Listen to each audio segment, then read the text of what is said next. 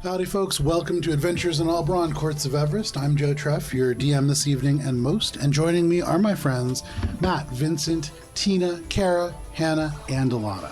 We're all here tonight, and my camera is just a little bit high. There are 0% plugs. 0% plugs. A couple of quick announcements before we actually get into D&D. First of all, we have a YouTube, an Instagram, a Threads, a Blue Sky. All of those are social media at Albrawn RPG. I'm just going to add a new one every week. So find us on LiveJournal at Albrawn RPG. If you missed it last week, emails celebrating 22 years on LiveJournal. Find us on Friendster. If you missed it, last week's Feast of the Noble Vale, the second course, is now available on YouTube. Kara ran an amazing D&D one-shot that is set. I don't know if you can even call it a one-shot anymore. It's an annual tradition that is a D&D culinary adventure, and there is judging that happens during it. And it's... In many ways, there is judging. There's so much judging. They say it. Axe Wolf and Woe is a gladiatorial one-shot that will likely air sometime in early 2025. It is being played on the 14th of December. We have Wheel of the Year Yule, which will be played live at noon on Saturday, December 21st. Tina is going to be DMing an adventure played by Vincent, myself, Kara, Hannah, Matt, and Tina's husband, Matt.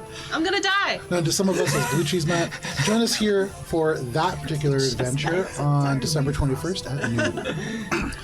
December 26th, our Starfinder crew will be attending session for a naughty or nice and interpretations of these themes. The person best embodying their theme wins an inspirational D20 reroll that expires at the end of the session. The day after that, December 27th, join our D&D crew for a Cloak and Dagger theme. Very similarly, the cloakiest and daggeriest of the people. Whatever that means. Oh, I'm gonna be so cloaky. It's all about quantity of cloaks. We'll let you go into my CIA connections. I really want to see, like, you know, like the classic like magician trick where you have all the scarves, but a cloak. So you just now it's a green cloak, now it's a blue cloak. Anyways, 27th is going to be Cloak and Dagger Night, and then December 31st on YouTube, I'm going to release a video that is the State of Albrawn to preview the many different events and themes and games that are going to be played in 2025. It's too many to fit into the announcements. I started looking at the announcements, it's like 3 pages long, and that's too much. So it's all going to be crammed into one video that will be on New Year's Eve. And there's a lot of stuff, a tremendous number of things that are happening next year. It's very exciting. With all of that, that is all the announcements that I have, and it is time for this week's session of Courts of Everest.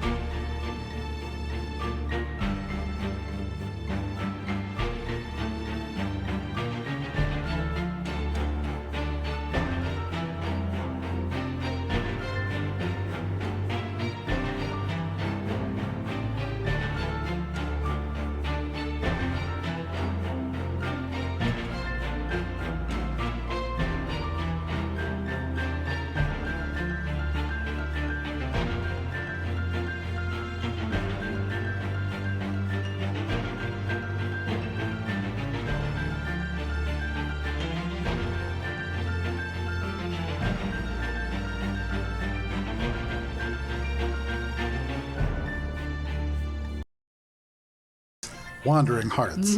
Last we played. I wasn't ready for that.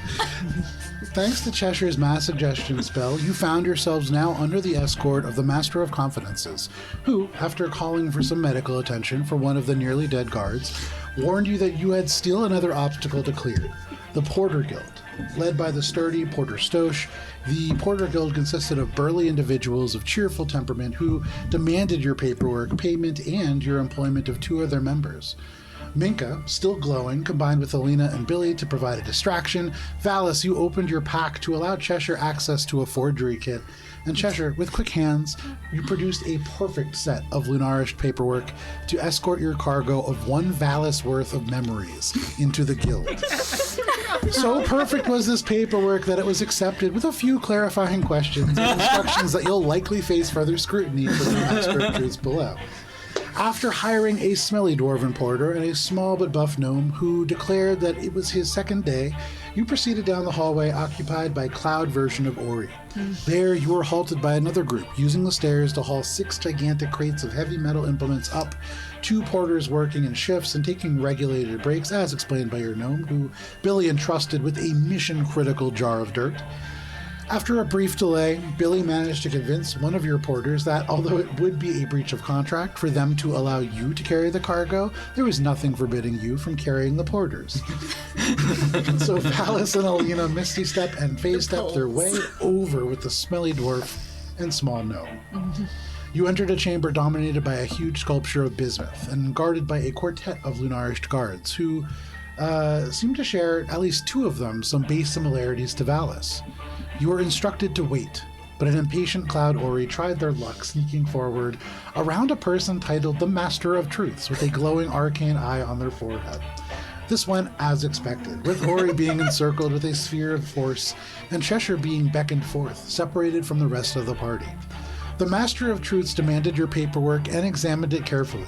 They indicated that it was the most general document that they had ever seen, and suspicious cargo to boot, and demanded further explanation, stating, "Tell me the truth. Why are you here?" Cheshire fumbled for a reason, and the lie resulted in the person's tattoo glowing and the oxygen being pulled from the orb Ori was within, suffocating him. Cheshire tried again, but finally relented with only a few seconds left for Ori, saying that you didn't know, and the Master of Truths determined this was closer to being honest. He sent you away for somebody else. Alina, you ran in, and seeing Ori already turning blue and sinking to the ground in the bottom of the orb, even as you spoke of this being a time of reason, you began by answering violence with violence, and Ori, you began this combat by dying on the ground. A quick healing word from Cheshire did bring you back to the fight. The Master of Truth stepped away from you, Alina, reached back and cast Disintegrate on you. But you managed to negate part of the damage and attack them back, using Eldritch Blast to try and force them into submission while directing Rez to help your squishier allies behind. Valis, hearing the commotion, you rushed into the room and collided with the powerful guards, exchanging sword blows and absorbing powerful strikes from their greatswords. Billy, you deftly maneuvered through the crowd and engaged the Master from a distance with Eldritch Blasts, but found that just as you neared killing a target, whether by Rapier or Eldritch Blast, your kill was taken by either Ori, back from near death by Cheshire, or by Valis. Minka, you were abandoned with the guards in the first room, who began attacking. Alina, you finally got to use Fireball, throwing the mode of energy at the guards who were attacking your druid ally and exploding the arena in flames, melting the massive bismuth crystal and creating a toxic cloud that melted your dwarvish porter and threatened to choke the lone surviving guard. Freed from her attackers, Minka swept into the room, glowing with chalice form, pouring healing energy into those of you who had taken damage, and it was ultimately you, Valis, who struck the killing blow on the Master of Truths, cleaving through their face with your sword as non-lethally as possible. Which proved to still be pretty lethal. From there, the others fell, and you found yourselves in the destroyed office of the Master of Truths. Billy and Cheshire convinced the porter that they had been attacked by an enemy to the Lunaris, and convinced the porter to hide, as you all delved ahead into the administrative wing. You bypassed a Sphinx gate and opened the door to a hallway where stone flowers of different gemstone petals, all in large stone vases, line the wall. And on the far end of the hallway, you entered a room labeled the Archives. You were greeted at the door by Administrative Assistant Bahari, a tired woman who seemed a little bit out of it. She believed that you were all merchants sent on behalf of the great Darvish nobleman Lord Batman, and that you'd gotten lost on your way. She told you of the Reclamation Project Beyond, a section of offices that had recently been rediscovered and that belonged to guildmasters long past, and other possible treasures as well. You saw beyond her thousands of scrolls, tomes, tablets, and other bits of parchment carefully stored in stone and wooden shelves, and sorting bins in a massive space behind the low light provided by lanterns in places, true darkness and dense shadows on the edges of the room, and a few doors that led to places beyond. But after convincing her that you were indeed who you said you were, you turned, left, and returned to the chambers with 3 Sphinx gates to choose from. And as you consider the left gate, marked Docs/Business, and the right one with a label that doesn't quite make sense, that is where we begin this evening. Oof, what a recap. That was a good recap. That was a good Excellent. recap, I yeah. especially like the part where you skipped that I allowed us to be robbed. We definitely lost that Porter Guild encounter. Yeah. As much as one can lose a social encounter. No, there was a much bigger losing condition for that. If you guys had decided to try to take the Porter test, you'd be competing against Tina's character from a one-shot that has now progressed 13 years in their quest to being the greatest drunken master of all time. So Doing pretty well. that dude that was like passed out in the wheelbarrow, they were serious business. All right, so all of you now find your way back to this space. You can still smell the acrid smoke coming from the bismuth that is still kind of cracking and burning off in the lobby. Valis, you can see evidence of your past crimes kind of strewn out across the floor.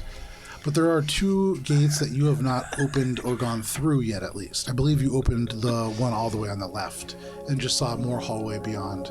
But the door on the far right, I do not remember if you opened or not. We haven't opened it yet, but at least one of us had a feeling like that's where we're supposed to go. That would be about Cheshire. to. Yeah. Seeing my past crimes, I don't want to stay here, so I go to the right door. The innocent calls for you. Everyone.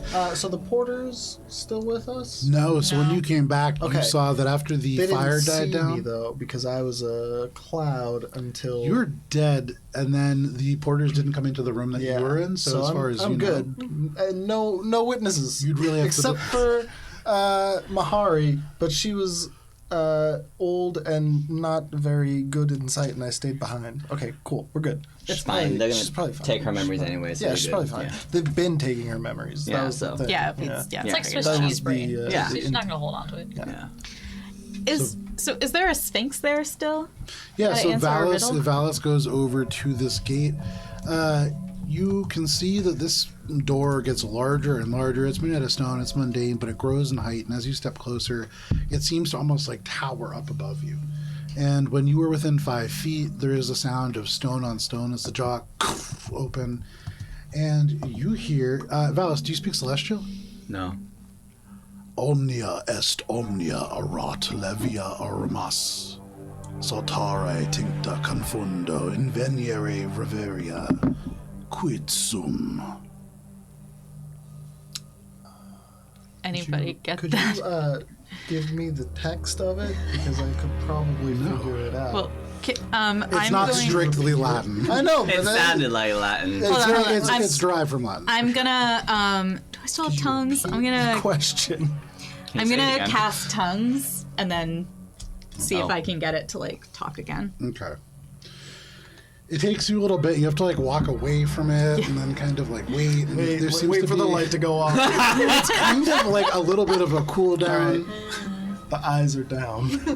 But Valis, as you walk away from it, it does seem to kind of shrink. It's almost like you're like every step is pulling you 50 feet further, and it gets smaller and smaller until it's just a mundane door. And if you cast tongues and you approach this, you hear the same voice, but it says, "All you are and all you were, fickle though they all might be, dance among the tainted blurs and find me in a reverie. What am I?" And this sphinx's mouth just hangs open. I repeat it back to everybody. What do you say? Can you say it one more Yeah, time? can you please repeat it? Yeah. So, all you are and all you were, fickle though they all might be, dance among the tainted blurs and find me in a reverie. What am I? A memory? I was gonna say snowflakes. I think we're in a huddle right now. It's fine. We can. Emotions? Okay, one more time. I'm so I sorry. like this is a cutscene where Valis goes up, listens, then turns around, Yeah. talks to all of you, Yeah. like dialogue has begun. And then you talk and then turns around, presses the button. Then walks out of the conversation. I don't think Kara got to hear the riddle. No There's a riddle. What's the riddle? Sphinx, Say it Sphinx again. riddle. So it's spoken in Celestial, but Being repeated by Alina translates it into Common. Thank you. As all you are and all you were, fickle though they all might be, dance among the tainted blurs and find me in a reverie. What am I? What's And a you are all reverie? now huddled. Is Like it a dream. That's why. Oh. memory. Okay. Because, it's so nice to revere or to... That sounds good. Yeah. I like That's that my one. best guess. All right, cool. With tongues running, I can say it in You celestial. got tongues. You got I don't tongues. You can- believe so. No, I can't. Well, it depends. Because I can be understood. Any creature that knows at This least is one not language a can. creature. Well, all right. I just say it. See what happens. Does it not What do you say? Constructs. I say. It says the target understands what it says. Oh, the target. On the target Spell speaks grants any. the creature you touch. No, the target is me. No. So the creature that you touch, which is you, you're Yeah. the creature. Yeah. The target speaks, which is you, any creature that knows at Oh. least one language. So yeah, it would have to be a creature. Okay. Well, I say it in common. You say Memories. you say memories. For fun, make a charisma check. Just flat. Yeah, 14. 14. That was fun. It was.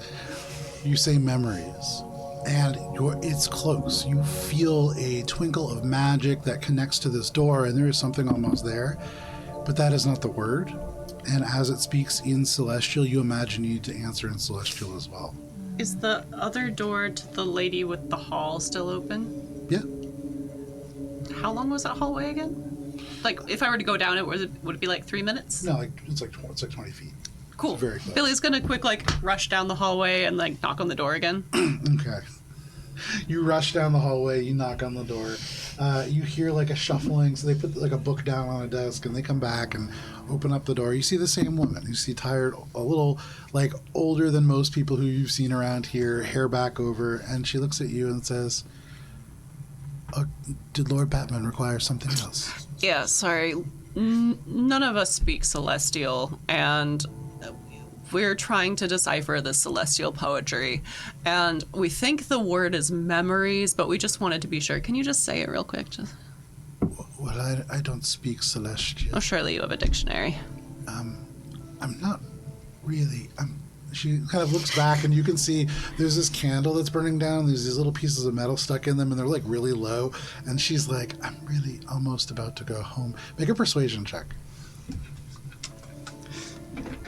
As someone who's had people come in right at close, I'm so sorry. This is 4 minutes after close.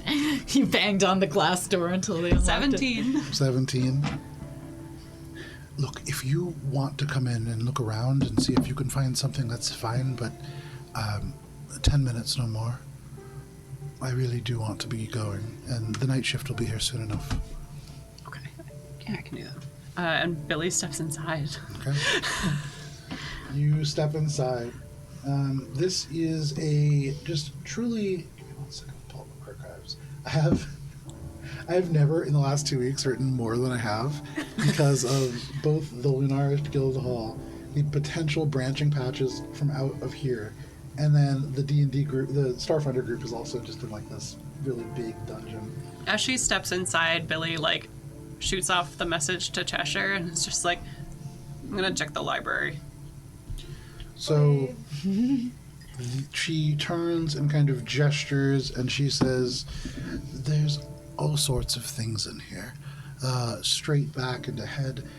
Generally different sort of alchemical texts. If you're looking for something that is more of a dictionary, I would look off and to the left. And she points over, and you can see there's just these huge stone shelves with thousands of different bits of text in all different kinds of formats. You see books, but you see tablets that have these little wooden kind of slats, and the papers are sandwiched between. You could see places that have parchment rolled up and stuffed in these big, almost map containers. But she nods and she says, just 10 minutes, please. Billy heads off in the direction that she pointed. Oh, one thing. Yeah. The door just beyond there, that is to the various renovations and the reclamation project. It's very dangerous there, so just please don't go down there. Construction and the like. It would take hours to clean up a mess at this time, and I really want to go home. I understand. She nods and makes her way back to the desk. Billy heads in the direction she pointed where all the dictionaries would be, Sure. while keeping an eye out for anything interesting. Make an investigation check. Sorry, guys. Thought I would just quick ask a question. Oh, this is good stuff. It's, yeah, and I'm sorry again. 7. Into the jail. You look and you think that you see something that might be important because it has this beautiful little golden pin attached to it. And it looks like it has a few of the emblems from the Emblem Guild. And so you kind of just peek off to the side, but this is really just a shipment invoice from the Kittershuk Bay traders. It's dated back to 1107, Third Age, and it speaks of a shipment coming in from the Kimpet Islands, spices, silks, rare fabrics, and even magical creatures that are listed as being held in twisted glass cages that are themselves insured for quite a high cost. There's breakdowns of the cost, the origin of the goods, and a list of the trade routes that are traveled by the merchant caravans that go across what it... And you shut it. You kind of go through the shelf, and this is just many different documents that are all these like big bills of sale and track different shipments across various lands. So I have like a guess for the word, but it's like there's a lot of meta-ing in it. Okay. So like, so I just need to know if it's okay. So, like, Make a history check. no. You think about, okay, where might I have heard Celestial before where I might be able to know this? And there's like, you know how when you learn Latin, they teach you one of the like big Latin phrases is semper uber sub ubi? Yeah. So that's what I'm thinking. What I'm trying to think is Yeah. specifically, what do people say to commemorate someone when they die? Similar Yeah. to something to in memoriam. In Yeah. memoriam. Is there such a thing All in that common? you're remembering is this really funny time you heard somebody like at a funeral, really, really serious occasion. There's like a pyre, somebody wrapped in sheets. People are crying, and then you just hear somebody go, rip. And that just keeps coming to the forefront of your mind. You In can't- common or celestial? in common. And so you're just kind of like, wow, I know that that probably stands for something. It probably has some significance and probably, but you just keep remembering this like teenage half elf just going, rip. Kara, do you have something to share with the class? Ask your dude. That was gonna be the next plan, but did you want to try looking for more stuff first? I have a feeling Billy finds nothing with a 7. Do you want to wander around the library more? You find some tax ledgers, you find some import-export records, some from like the far-off lands of 1,000 I'm honestly a Gates. little worried that Billy's gonna get lost in the library. You see the 1,000 Gates Mariners Guild kind of records from the early 800s, probably one of the oldest documents that's here. Billy is currently wondering where the fuck she actually is in this world. Find all kinds of stuff like that, but you're really not finding much. Billy can, is lost. I can try to ask Javaris, but any help? I could just have the rip again. I just like can't even figure it out. So it left your Can, memory? Yeah. Can I try to do the thing that he did and think if I can remember hearing people talking celestial? That was kind of what that charisma check was in terms Oh, of okay. like being able to, maybe you would say it in such a way that it would sound kind of close enough. Gotcha. But yeah. If anybody else can think of a sort of abstract way to try to trick the store, you're welcome to try. But do you want to ask Javaris? It's a pretty good idea. Can I just maybe ask the group? Does anyone remember what one? Can I ask the group like, what does one say to commemorate someone at a funeral, someone who's passed? In their memory. Celestial, it would be like Eladrin Fae, primarily. Well, I guess it would That's be more. Sylvan. Celestial's totally different. Aasimar, like, Totally different. Yeah, it comes from Wait, it is originates in a Sylvan different yeah. plane. No, Sylvan is Sort of, primordial no, related, but like Yeah. It's like and then- forest yeah. critter. More grass for the grass gods. So like yeah, you have like primordial, and then Sylvan, and then the various elemental languages off of that. So could that question prompt the group? heavenly Anyone to make a bodies. check? Minka, go ahead and make a history check. I was gonna say, like, isn't my mom a paladin? Isn't what? Her mom is a paladin. You just recently learned that. Yeah, That doesn't help you a lot. It doesn't. You just learned that your I'm mom gonna was give a myself paladin. guidance because My mom learned Probably French in history is college. not I learned French. ooh, 9 in total. So it turns out the most insurmountable obstacle is It's an unlucky D20. you think about this and really it's not coming to you. Okay. Minka's gonna look at the door and look at the space around the door. Is everything made of stone? Yeah? What's it say again? So, Say it. I like how Matt just goes. So Alina repeats to you, all you are and all you were, fickle though they all might be, dance amongst the tainted blurs and find me in a reverie. What am I? Alina had said a memory, and Alina had felt like that was probably right, just the wrong language. because we don't speak celestial. Yeah. Okay, Does anyone? So, what are the chances of me making a little thing underneath the door and we shimmying underneath it? Surely anybody who set up this much security would have thought of that, but I mean, I suppose it doesn't hurt to try. Do you want me to try asking Javaris first before we try that? Oh, that might be a good idea. Billy would take the 10, like maybe not quite the 10 minutes once she like realized that none of this is useful, and then would attempt to come back at some point. Let me know when Billy's back. If you're taking the 10 minutes, make one more investigation check at disadvantage. Not better, Okay. Oh, which is sad because the other die was an Are there 18. any clues within the room? Like looking around, anything weird on the walls or anything? Other than like, there's the sphinxes, and then it's we're still in the room after having.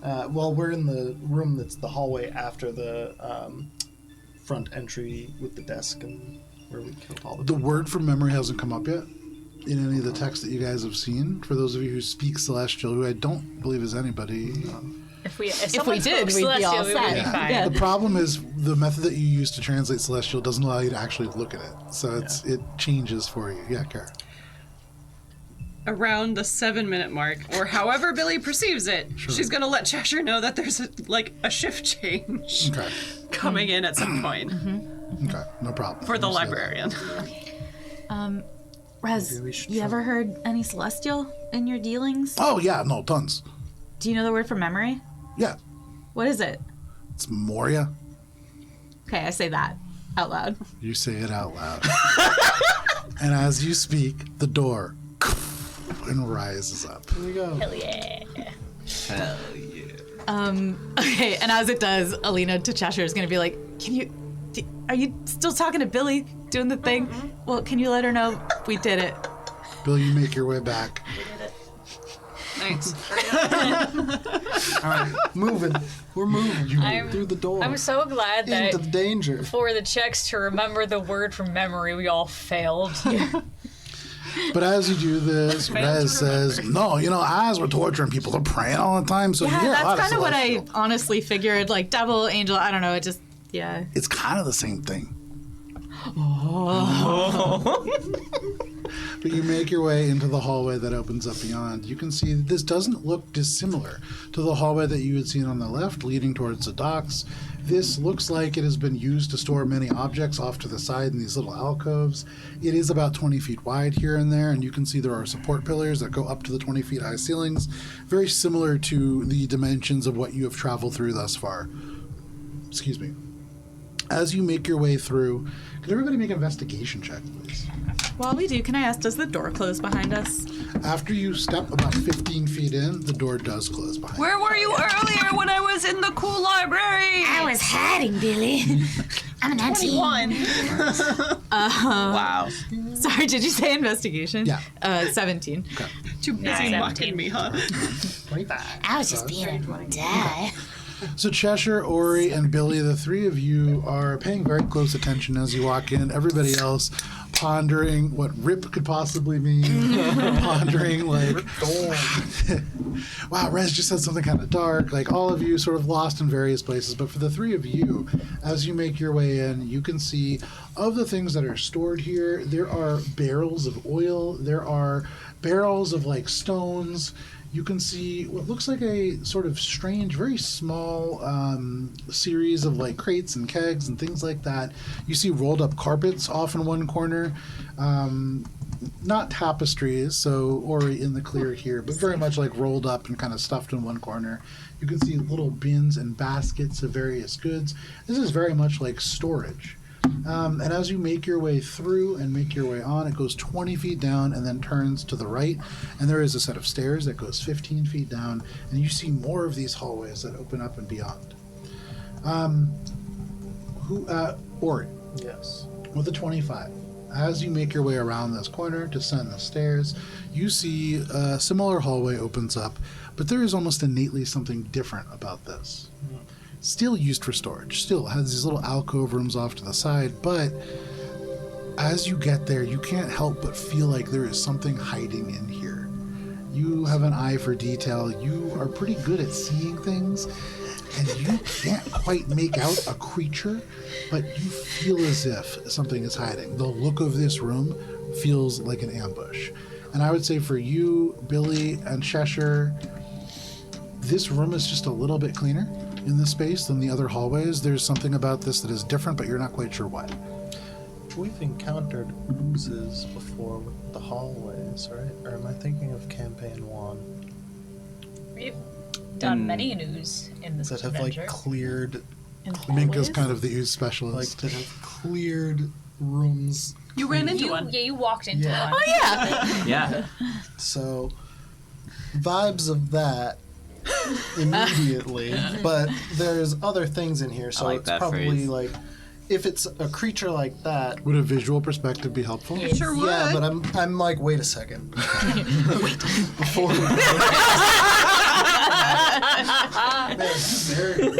So while I feel like while you guys are like Minka is lost in her own revere of, do you think these hallways change like the other ones were gonna change? Well, they could. Crip? moving it for big. No. It's nice. This is good. Nice manageable size. That is some good cardboard. It is good cardboard. That's some good cardboard. For more of that cardboard, at Albion Okay, RPG. seeing this, probably not an ooze. Where are we? So you know are coming nothing. in from the side all the way over there, and you are heading like this direction. Behind you, there is like a little staircase that goes up 15 feet, and then around the corner that way is the rest of the place that you were coming from. Can I try to spot any hidden objects or creatures? So that was what the investigation check was previously. Oh, okay. Not like. I guess I was thinking with a perception check. Like, if You wanna use eye for detail? Is it, yeah. Is it like I guess A chance. we've already encountered some invisible things here and invisible creatures. So it's probably not an ooze based on what I'm seeing on the lovely 3D map that you can see on Instagram and Bluesky. I don't know if you can show the blue ski. Could we show Maybe I don't know. I have no haven't idea. checked Bluesky yet, but Yeah. go. You. I you locked go check down it. my usual screen You name and all go haven't check opened it. Everyone out there, do that stuff. So yeah, make a perception check. Topical. cloud on blue ski? Is that what you do when you're on blue sky? You cloud? I don't know. 21. Oh, like as opposed 21. Tweeting. to tweet. With the 21, as you look, even harder to kind of see, there's something here, but you still cannot quite see what it is. And invisibility, perhaps that's what's going on. You've seen, or perhaps not seen, Cheshire, and maybe it's something similar to that. There's something in there. What are you opening up there? Oh, No, there's a little chest, and so mimic in my chest? mind I'm just like, it's a mimic. well, we have seen a mimic. You see, like within the gauzy fabric, Minka's arms just kind of start going like. Didn't we also see a mimic too? Mimic do. I think we've encountered. Yeah, at least I'm pretty one sure there mimic, was a time when I was like, "That's a mimic." Yeah, and then it We was. have encountered animated furniture. Is that a mimic? With your previous check, if it is, You can't tell. That's Everything gold. in here dire reads mimic. as relatively mundane to the point that you're not sure if any of it is. Now you're starting to jump at shadows, and you're not quite sure Does what's anyone going have on. detect Are there? magic? You said they're invisible things. Okay. There's something out there. Okay. What if I go first? It's I'll do no, detect magic. No. And I'll just wave my arms around a whole lot. no. That I'm sorry. No. Detect magic. Okay, does anyone have a similar but better idea? Well, I could go forward and just wave There my are arms no around and visible say the traps. words It's detect magic. just It'll some do nothing. presence that is felt. But maybe we'll find people. With your previous checks, As far as as far as you know. Are they hostile? As far as you know. I would imagine that, given what we've heard so far, we're not going to see anyone friendly down here, especially if they're currently unseen. Do you want me to cast another fireball? I'm getting pretty good. No, I mean, maybe. Okay, I'll keep it in my back pocket. I'm gonna cast detect magic. All right, yeah, but be careful. Don't go too far. Detect magic. So maybe I always thought that spell had the worst a little verbal bit components. further into this room, and you cast detect magic. Tecto magico. Open sesame. I could catch it ritually just to really pull the tension of how I will not do that to us today. Is that interpretive dance? Then? You're just like,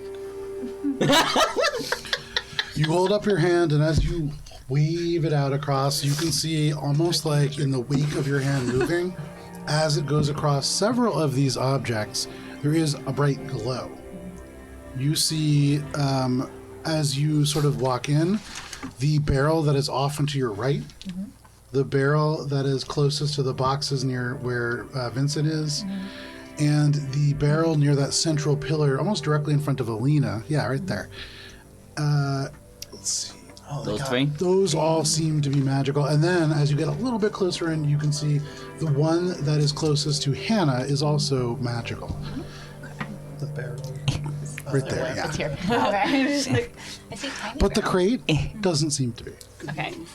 Mega's And as you cast detect magic, and as these barrels all ping, you hear something move in them. You hear sloshing sounds, and the barrel vibrates to the side slightly. And then it rises, and the other barrels rise, and every barrel in this room rises off the ground. Oh. And everybody can roll for initiative. As you've seen something very similar in Dallas's animate objects. Yeah. Yeah, there's You are seeing quite a few begin to animate. so someone's Some invisible asshole is animating objects at us. You know what? I never thought about this, but at some point, I would love to do an encounter where you're fighting animated objects, and then you hit something by accident, and it's like an invisible dude just hitting you with chairs. That is such a good idea. Joe's taking notes now. So just I don't like that initiative. I want a different initiative. or he's going Excuse into me, sir. this I would like to return this pretty initiative. wrecked up. I don't want to be So, that gonna- guy, gonna but hang where is back. Minka? Because Minka walked So, ahead of us, right? I would assume because detect magic is within 30, 30 feet, yeah. So yeah, so that's fine. Okay. Are there cows then? In that case, I would want to be I got here. it. Thank you. I forgot my little tissue box. Don't use a paper towel. Don't use a paper towel. What? Tissues. What the?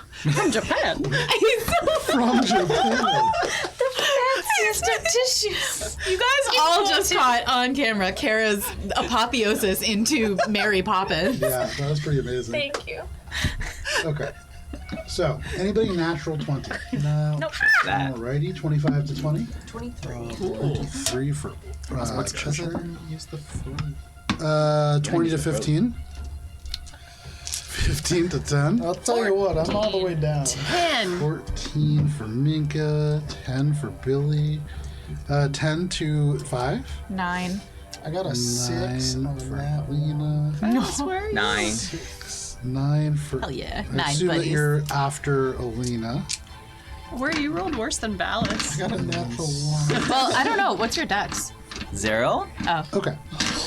So the way that this works out, Cheshire is starting us off, followed by Minka, followed by some of the barrels, followed by Billy, then Alina, then some of the barrels, then Valis, then Ori, and then at the very end, some of the barrels. So, And Raz goes Cheshire, right after Alina. the barrels begin to animate and rise up and off the ground. What would you like to do? I am going to cast Slow, Okay. which is a 40-foot cube. The cubes are right over to your left. No? Yes. I'm in charge of the I think the cubes. big one is the 40 foot. Yeah. Yeah. You are the cube master. How well lit is this room? This room is adequately lit, so you can see just fine. Oh, great placement. Very nice. You get almost every barrel in the room, I think. Only one of There's them. one I in the think, corner or there's there, two that are out. Like extreme corners. Okay. No worries. So, what kind of a saving throw is that? Is a Wisdom saving throw. How wise are barrels? Oh, hang on, I just want to see. Oh, I So, forgot we were actually, gonna make a you little are mess. unable to cast. Well, I would say, Cheshire, you know, if these barrels are not mimics, this will not work. Okay. And so if you use this and these turn out to be just barrels that are being animated or something like that, this would waste the spell, And there's no other targets in that space. as far as you could tell. Well, I mean, yeah. That's not pinging for it. But Yeah. Okay. Why is it not hitting the barrels if it's animate object? Or This is 6 creatures. This is also not strictly animate object. I gotcha. Yeah. So then I will not do that. Okay. And Very good idea, though. Yes, excellent idea. I'll wait and see what happens. It was nice of Okay. you to not make her waste You that delay, spell. Cheshire. That is your turn. That brings us to Minka. Then some of the barrels. Okay. So, make it just you guys gonna be like the barrels. And then she's gonna channel the archer. So we can do that. I'm gonna mark that off, and I'm gonna shoot a barrel. Which barrel? there fish in I it? am going to shoot the barrel that is closest to Vincent because it seems like that is one that is furthest away Okay. from us. So if it Wait, immediately they're sloshing. Ori says, if possible. Yeah, That's a she reaction. heard it slosh. Yeah. That's why she's shooting the one that's further away from us. Okay. So if it explodes, we have a better chance. Because I don't think I can see any other barrels that are closer. Okay. If only there were some way You to could not see make this it. one. If you want the distance, this one's about Oh, I can't. Okay, I keep forgetting that one's there. 15. Is it that one? That one's Yes. about That one? 1, 2, Okay. 3, 4, I'll 5, shoot that one 6. then. Okay, make your attack roll. Olive's given Alina a wheel. Ah, thanks, girl. Ooh. Does We a wheeling. 28 hit the barrel? 28 absolutely hits the Nice. shit out of this barrel. Go ahead and roll damage on that. It wrecks the barrel. That's my It'll just D8s. evaporate all the exit inside. Oh, it's not a D8. What if these are transmogrified barrels? These logs. Plug. I like that. I'll have you know that I rolled terribly. Barrel of A logs. total of 9 radiant damage. 9 radiant damage. Okay. Hey, you know what though? Every amount matters. So, with those particular barrels, give me just 1 second. How much was that?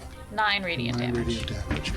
You strike into this, it cracks, and you can see wood kind of splinters away. And within, this thing is just loaded with stones.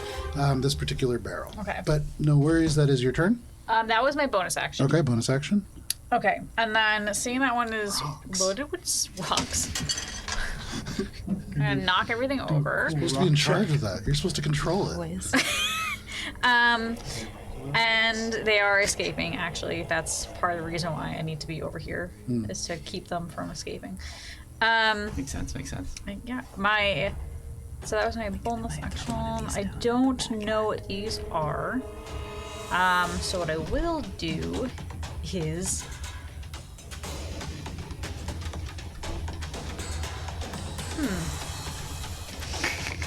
I don't think this is a good idea, but we'll do it anyway. Hell yeah. I'm going to. The Wandering Heart's motto. Unleash the Netherese orb. I'm going to move further away from everyone else. Are you gonna stay in the room with all the guards in the firestorm? I'm gonna take She's matting. 1, 2, 3, One more forward. 4. Right here? Yep.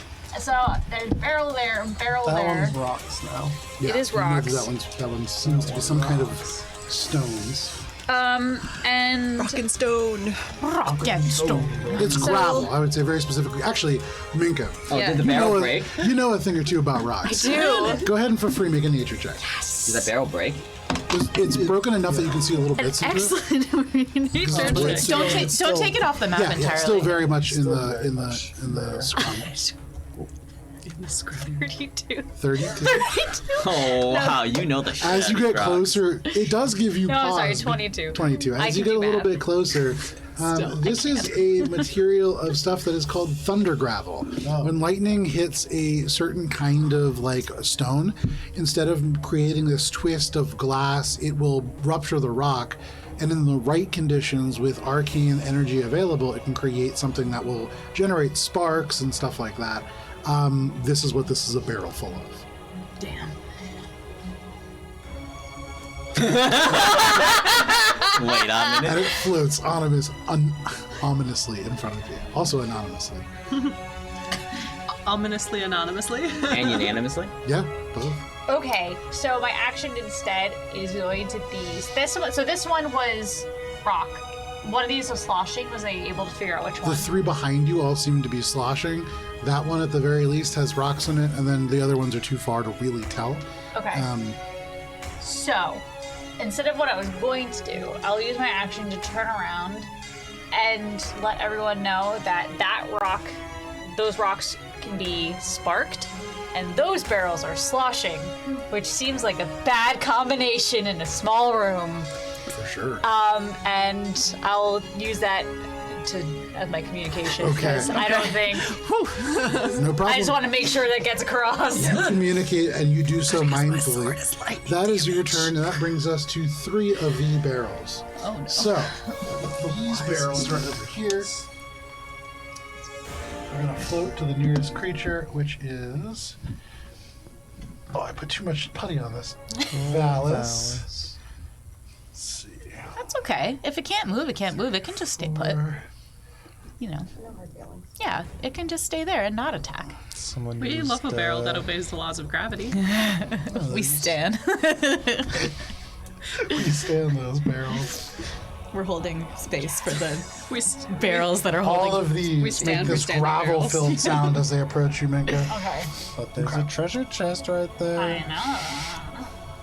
So, Valis, 2 of these come rushing more towards you. rocks. As they rush, Come you hear barreling this, towards me? They come and serves you right. One is going to be a 23 to hit, That hits. and the other one is a natural 20. Why is anything? So this barrel slams into you. It comes barreling into you. You take... Silvery barbs on the. The natural 20. Thank you. Silvery barbs for you. 15 to hit. Miss. There you go. So only one of them hits. The one that does hit hits you for 7 points of bludgeoning damage, plus, as it hits and the wood creaks ever so slightly, you take 3 points of poison damage as it splashes onto you, and you gain vulnerability to lightning damage until you get rid of this oil. Although it is a very small amount, you feel it already beginning to kind of like evaporate. This will only last for a very short time. But in this moment, it is not great. And as you are aware of that and you feel this vulnerability sink in, you look around and like there are all these barrels of liquid just surrounding you. And Minka shouts out, "These rocks spark!" You feel not great about that. And as that happens, over near you, Minka, 2 of these barrels are able to get into contact with you. The one that you see rocks coming out of tries to slam into you. That is only going to be an 11 to hit. Does not hit. And then you dodge out of the way, but another one comes flying out of the room. That is going to be a 24 to hit. That does hit. Minka, as this barrel hits you right in the midsection, you take 7 points of bludgeoning damage. You take 6 points of lightning damage as the Half. rocks crack together and then spark out the barrel. You have that to 6. And then can you make a Constitution saving throw, please? I sure can. All right. I had a. There it is. Okay. Sounds like a How good many- roll over there. How many feet am I away from Valis? Too far. Dang it. Okay. Saddest too far. I think I had that thought when I saw you walk 11. away. I'm like, 11, okay. yeah. I This is just a want failure, unfortunately, Yeah. and you, for the next minute or on your next next strength or Constitution saving throw, you have disadvantage on. Okay. That just expires at the end of a minute if it Okay. is unused. That is all the barrels that have moved so far. That brings us to Billy. Alina, you're on deck. Sorry, which one's this going on? Am I bamboozled? It's a magic effect. Seeing all the barrels kind of like clustering around Minka. Yeah. You see Minka get hit by one, and little bits of electricity spark out, and Minka looks just a little bit dazed. Billy's going to fire off some Eldritch Blasts at the one that's closest to Minka. Okay.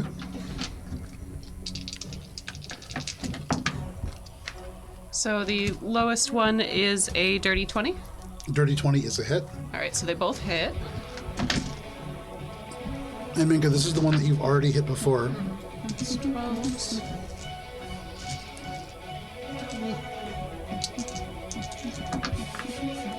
So first one is 14 points of...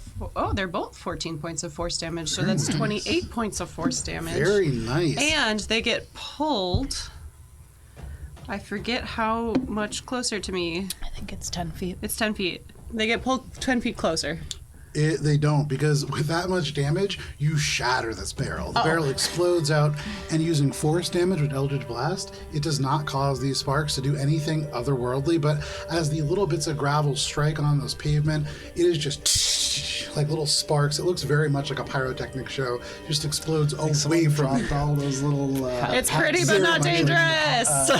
One did you? The one closest to parading Minka. This one? Yeah, that one. I don't know what That one pulled right out. That is barrel sparks number 1 destroyed.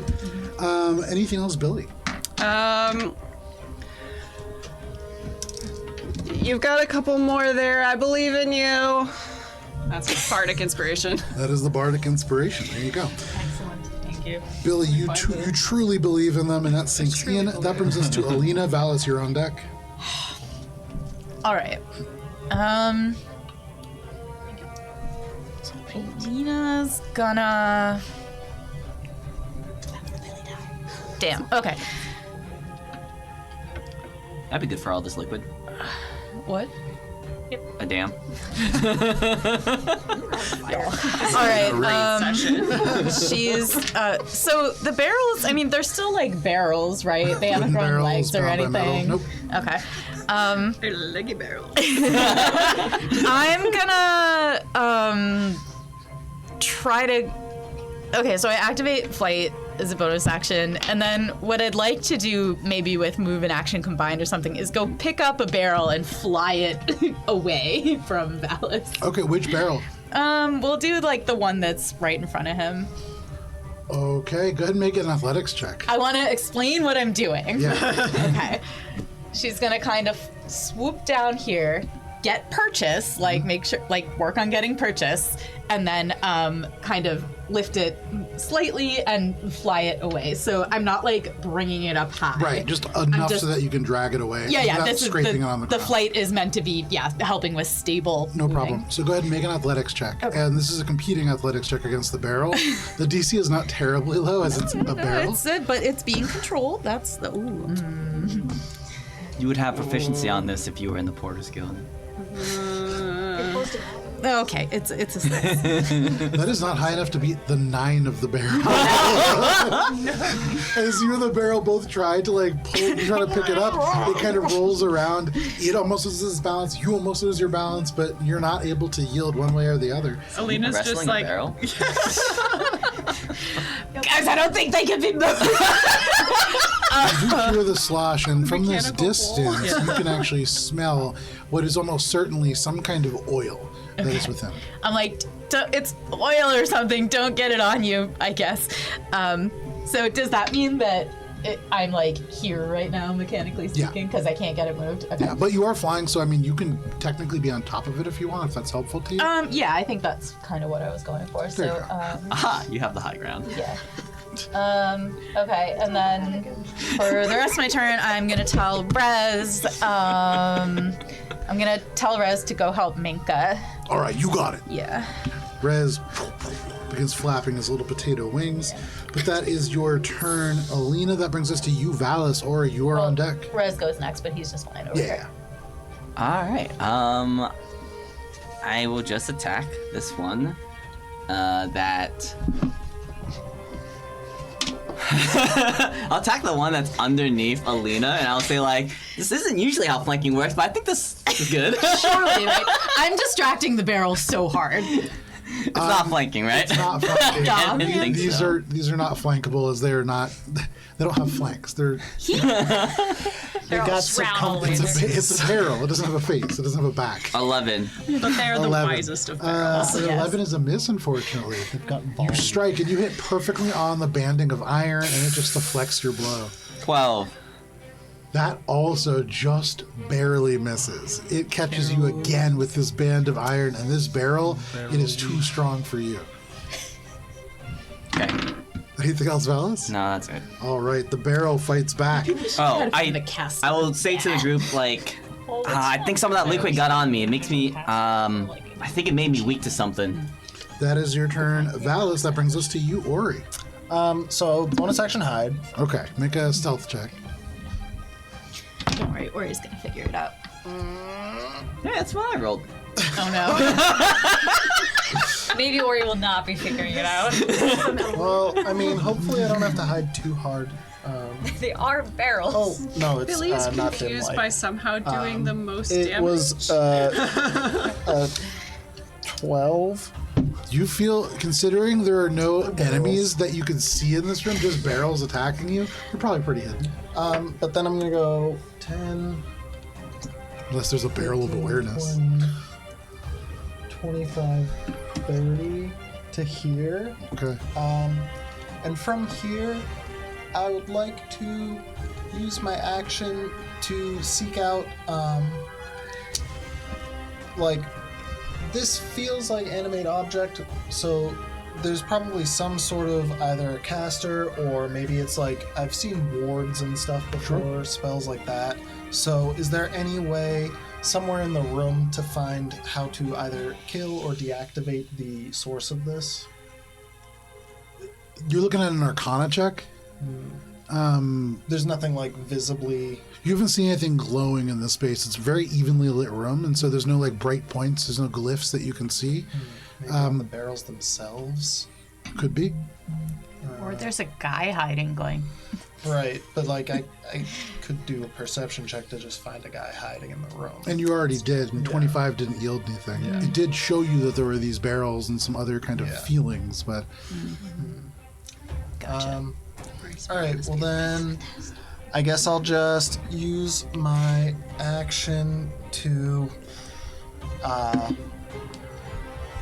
take the defensive position okay. and ready to whack a barrel if it whacks at me. You take with my you take a dodge action. yeah. That is your turn, Ori. That brings us to the other barrels. Okay. Guys. Much against barrels that we don't want to. The barrels have thrown us off so bad. We're so far game right now. Why are they barrels? I don't want to fight barrels that are full of dangerous things. Hey, we fought rocks. We fought barrels. What else are we gonna fight? Yeah. I just Truly, had this to enter engaging. barrels. Oh no! Oh my god, is it just a really small? It's a tiny barrel. Alright, that tiny barrel is definitely the most dangerous. Also, it's running? And sure enough, you do see a tiny little keg lift off from the ground and just dip away as all the rest of the barrels rush forward. And that is interesting. But these 3 large barrels that come forward, the ones in the very back of the room, are larger than the other ones. And as they lift up, you hear the wood creak as they lift. They're heavier than all of the rest. And some of them are filled with gravel. And so these are just massive stones or something else inside. But they begin to kind of drift forward. Fortunately, they're very slow and they don't seem to be able to dash. However, as this tiny barrel goes up and over the counter, it spins quickly in place once, and then it is going to fire 3 bolts of energy. Uh-oh. One is going to hit Ori, one is going to hit Minka, and one is going to hit Alina. Wait, the tiny barrel's casting magic? Oh yeah, this tiny That's barrel where the caster is. He's just taking in a barrel. an attack roll against you, Ori. Tiny barrel? Ori, does a 13 hit? The legit tiny barrel. No, Very tiny. Okay, Minka. Huh? Does a 6 hit? No. It's not a good caster. And Alina. Does a 21 hit? Yeah. Okay. This strikes you. caster. And Alina, as it does, you feel something not dissimilar to something that you normally cast, as you take 11 points of force damage, and you are slammed 10 feet down No! into this barrel. That's my trick. As you do, you are splashed with the oil that is within. Could I intercept that damage? I don't know if that's gonna do You anything. can certainly, yeah. How much are you intercepting for? Let's see, roll a dice to determine that. Are you Yeah. just in the barrel now? Are you done? the barrel would have had disadvantage from my dodge. I assume It that reduces the it was smashed, but damage that's so from- much better. By I 14. missed that. What? 14 damage. That's fantastic. As the oil splashes up, you are able to completely negate the poison damage that goes over. You are not vulnerable to lightning damage for the next turn. And I didn't lose the HP. Oh no, you don't. Yeah. Completely intercepted. Okay, Alina gives you one of these back. It misses Ori, it misses Minka, and so this barrel does seem to be magical in some regard. But that is all of our barrels. That brings us to the top of the order and to you, Cheshire. Cheshire, you've waited and you've seen the see it. barrels. They have ominous intentions. What would you like to do? Yes. Seeing this little one running away casting magic, I'm going to counter with the spell magic at 5th level. Nice. Okay. Incredible. And that is any creature, object, or magical Yeah. effect. But it's Arcana check? No, it's No, it ends. It just is. Unless it's like there a is higher a- It's a level, very Unless good it's a higher spell. level. Yeah. Yeah. and then you roll it. that's check. what I'm pretty Yeah. sure it is. Because you're casting Dispel Magic at what level? 5th level. At 5th level? So Cheshire, seeing all this, seeing this thing fly over top, you cast Dispel Magic, and that barrel, right as it fires his last bolt and hits Alina, you are able to strike the barrel with this beam of Dispel Magic. This radiant pink energy just surrounds this barrel, and the barrel just spins even faster and then cracks open, and sand flies everywhere. All the other barrels in this room clatter to the ground.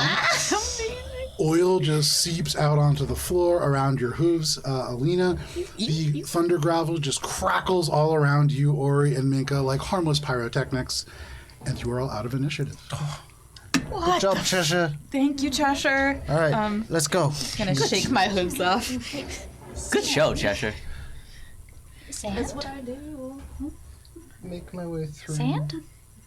Making sure Sand? I'm not missing any like Is this like things. is this like the sand? Other as I'm sand. passively checking through. Okay. Is this sand similar Make an to? investigation. Actually, I don't remember if I was there when the hag turned into sand. Is this similar You to all that? saw like yeah. sand, but you didn't. None of you, except for I believe Billy, saw it up close. Yeah, I saw it from afar. It was the one. Make a. You go up to it. Make a nature check. You're gonna give me the yep, that's sand, right? 24. 24. That's my first above 10 roll of the night. Hey, big nummies. 19. 19. With the 19, you go over, and this sand is very odd. You haven't seen anything that looks like this. There are like many little bits of shell broken up into this. It's not just like little stones like you would normally see, and they're granular in a way that is very odd. They look like they've been almost like angled. They almost look like salt grains, but that doesn't really mean anything to you. It's just different. It's not magical in and of itself. It was probably just used to fill the barrel. It's not part of the spell components, but it's from somewhere. Your check was a 21? 24. 24. So as you kind of search through, making sure that you're not like missing anything, you go over and you can see 3 of these barrels full of oil. This oil is thick and viscous, not the kind used for cooking, not the kind used for lubrication. This is something that seems to have been probably derived from something biological. You go over to the barrels that Minka is now kind of sorting through. These have thunder gravel in them. More thinking about like going through here if there's anything else other than the barrels, because I'm not actually interested in the barrels. So you're not. Ori barrels. doesn't. Wait. Ori's like. We Dumb. want that You information. go through, you can see there's just kind of old crates. As you wander over, you begin to pop them open, and they're empty. Many of these crates and boxes that are not barrel in nature are empty. In fact, as you go through, this is mostly an empty room, and you're realizing this is very much set up to be like an ambush. There's nothing valuable kept here so that if there is giant sparks of like lightning and things, they're not damaged. Yeah. Can I make an Arcana check to see if I can figure out what the spell was? Because I'd like to see if I can intuit anything about its caster. Yeah, like, sure. Did a wizard cast this? Absolutely, yeah. Make an Arcana check. Okay. 21. 21. There are elements of this that seem ritualistic in nature. And you go over, and you would imagine that investigating sort of like the keg that had controlled everything else might be a place to start. So if you go over to that, and you can see Valis kind of like looking at the sand, this has like markings on the inside of the wood that make it look almost like worms had like crawled their way through when the tree itself was alive. But you're not seeing like direct patterns, but there's something uncomfortable to that. That seems to be the magic in and of itself. You've never seen anything directly like this, but it hints at some kind of a dark magic that would likely be attached to a wizard. I'm gonna be like, Billy, What? check this out. Wizard shit. Really, like, gets a confused look and kind of wanders over. Is like, I don't know anything about wizard Alina's shit. like, look, wizard shit. Billy looks at the wizard shit. Sure, make an Arcana check. Billy doesn't know shit about wizard shit. That's 11. I just thought you might think it was Alina has cool. no idea what she's talking about. This is clearly sorcerer shit. I don't think this is the kind of thing you learn from books. Ori's stealthing Okay, towards make the stairs. a stealth check. May I take a Clearly closer look at the magical thunder worms. gravel and probably just pocket some? Yeah, absolutely. Are you doing anything to kind of like make it not just loose thunder gravel in your pockets? Do I have a pouch? Because as you like take 2 or 3 Surely. pieces and shake it around in your hand, it does spark a little bit, and you feel it singe your finger. Like it does lightning damage in small quantities, and so probably not the kind of thing you want just loosely around in your pockets. I'm not the boss of you though. Does anyone have a pouch? Here, I've got something I can hold it in. Why do you say it like that? I haven't told anyone about the Need a fucking little here's bit some of, pouch. need a little bit of privacy, everyone. Haven't told I don't Exactly. Yeah. And I put it in. No worries. What? I'm so You see Ori Now takes we're the all gravel. suspicious He about takes your like pouch. a handful of gravel, bends down over part of his waist, and then just pulls away, and it's like magic. It's gone. Did you just Do you think Ori spent time in prison? like you don't have to 100%. Yikes. I hear they have secret pouches for prison. Should we take any of this liquid with us? Because I don't.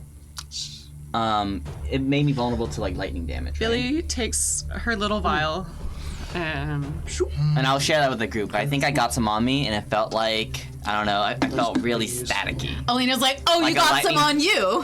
can You add got a some vial on you. of Storm snake oil to your inventory. Oh, how many rocks are in the bag too? I'll Dunked. put that down. She got dunked. Huh? How many rocks do True, they... but I prevented all the Like a dunking, hand- right? it's a handful So you actually didn't get any on you. Can I also That's get right. some of I that? forgot about that. So, Sure. like, What are you putting it in? I have a vial. You add 1 vial of storm snake venom, poison. what if I cast magic stone on the thunder gravel and hug it? Well, I could probably try to figure out a way to put on bolts. I love that I idea. do love that idea. I love all of this. Take as much as you need, guys. You didn't take all of it, right? There's probably still some on the ground. There was like an entire multiple barrels. So yeah, you have 5 pieces in your hand. Each barrel probably has like probably 50 bits of gravel in there. So you could, in theory, take 150 pieces of gravel if you have places to put 150 How much pieces space is of in the gravel. bag of holding?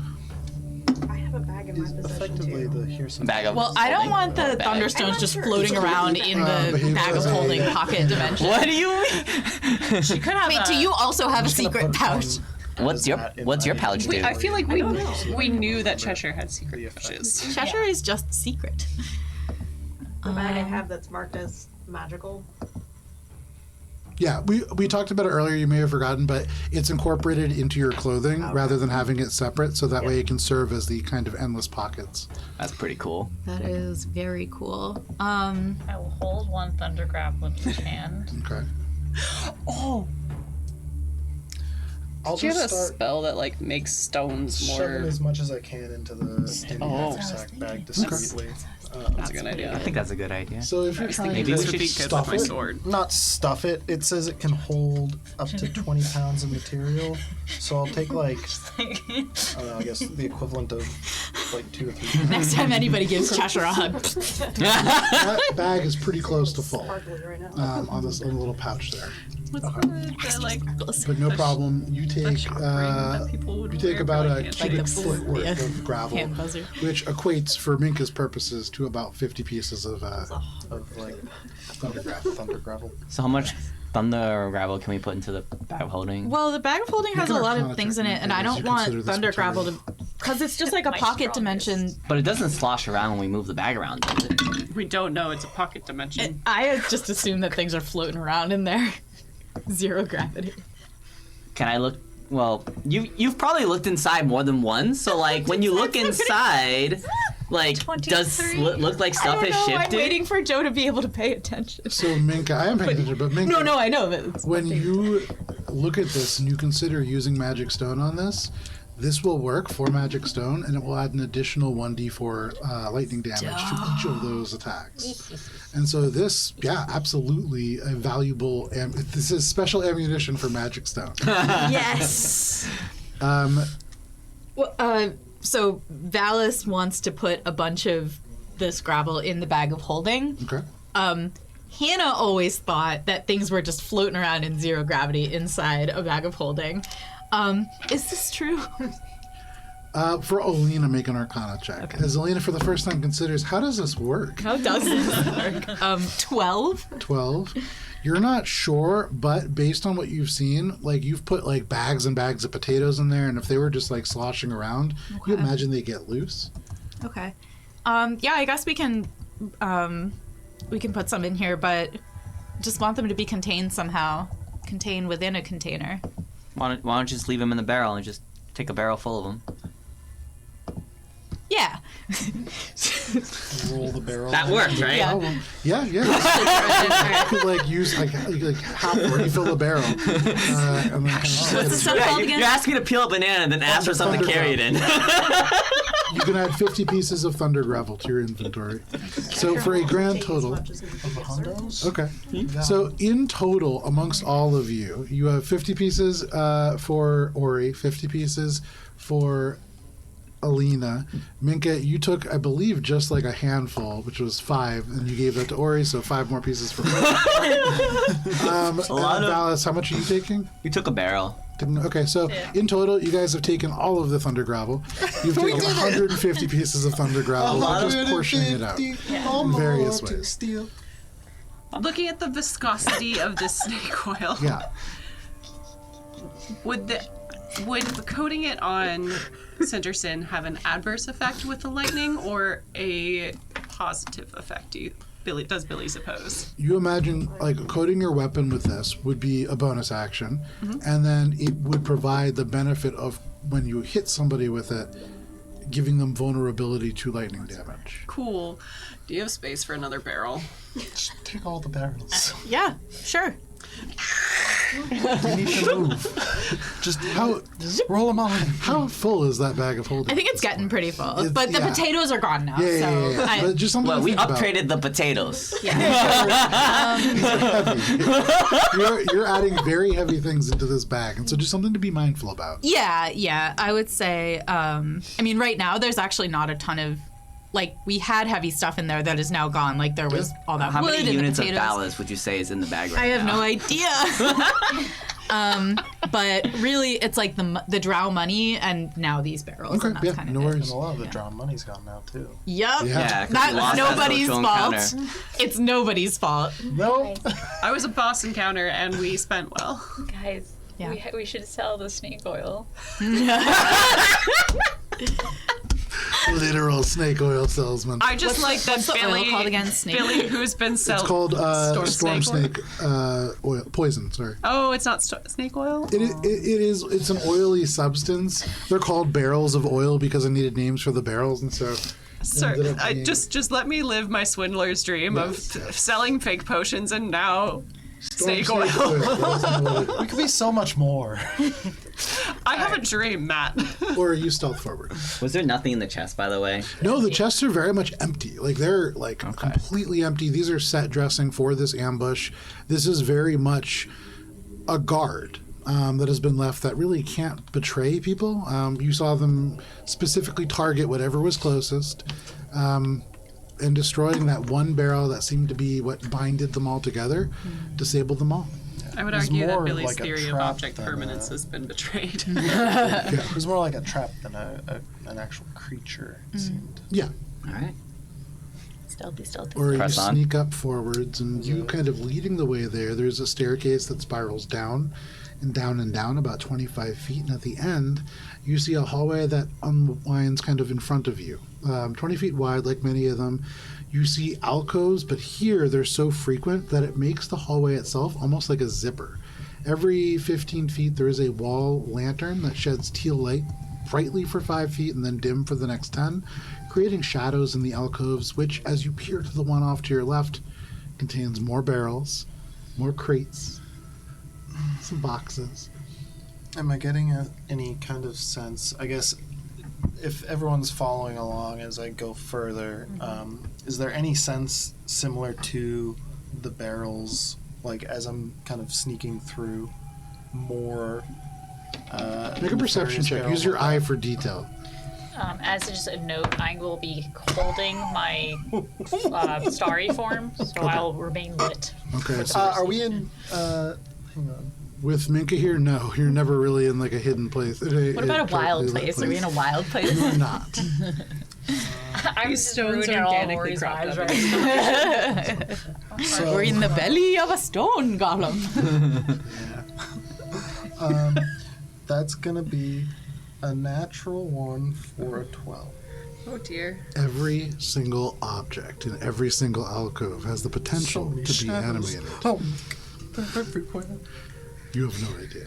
Hold it together, man. Are the objects in here dangerous as well? I think so. They might be. I don't. I take the dodge action and I walk forward. Oh my 30 gosh. feet. I Take will- the dodge. I will follow walk behind forwards. Valis because Minka's thinking to herself, okay, lightning things. I'm pretty good against lightning. I'll probably be fine if I go for it. 26 for my stealth before. So Valis walks forwards, then Minka, and then hesitantly Ori follows. The rest of you following as well? Valis, were you trying to like bull rush down the hall or just regular run? You see him doing his like dodging thing, so he's not Okay, like okay. running fast, but like keeping an eye on He's getting zigging ready to and dodge. zagging. I'm Yeah. imagining, what was the Emperor's New Groove with the Yeah. You're on one That side. is I'm on the other. Just like, You make your way forward. You hear, especially with Minka's bright light kind of cast out through here, you can see that this is maybe about 50 feet long. There is a support pillar every like 20 feet or so, and the second one that is back, as you pass the first, you can see it a little bit clearer. It takes up the middle 10 feet of the room, making it only like a narrow passage on either side. 12 feet up on this 25-foot tall ceiling, taking 6 feet of space, is a massive canvas.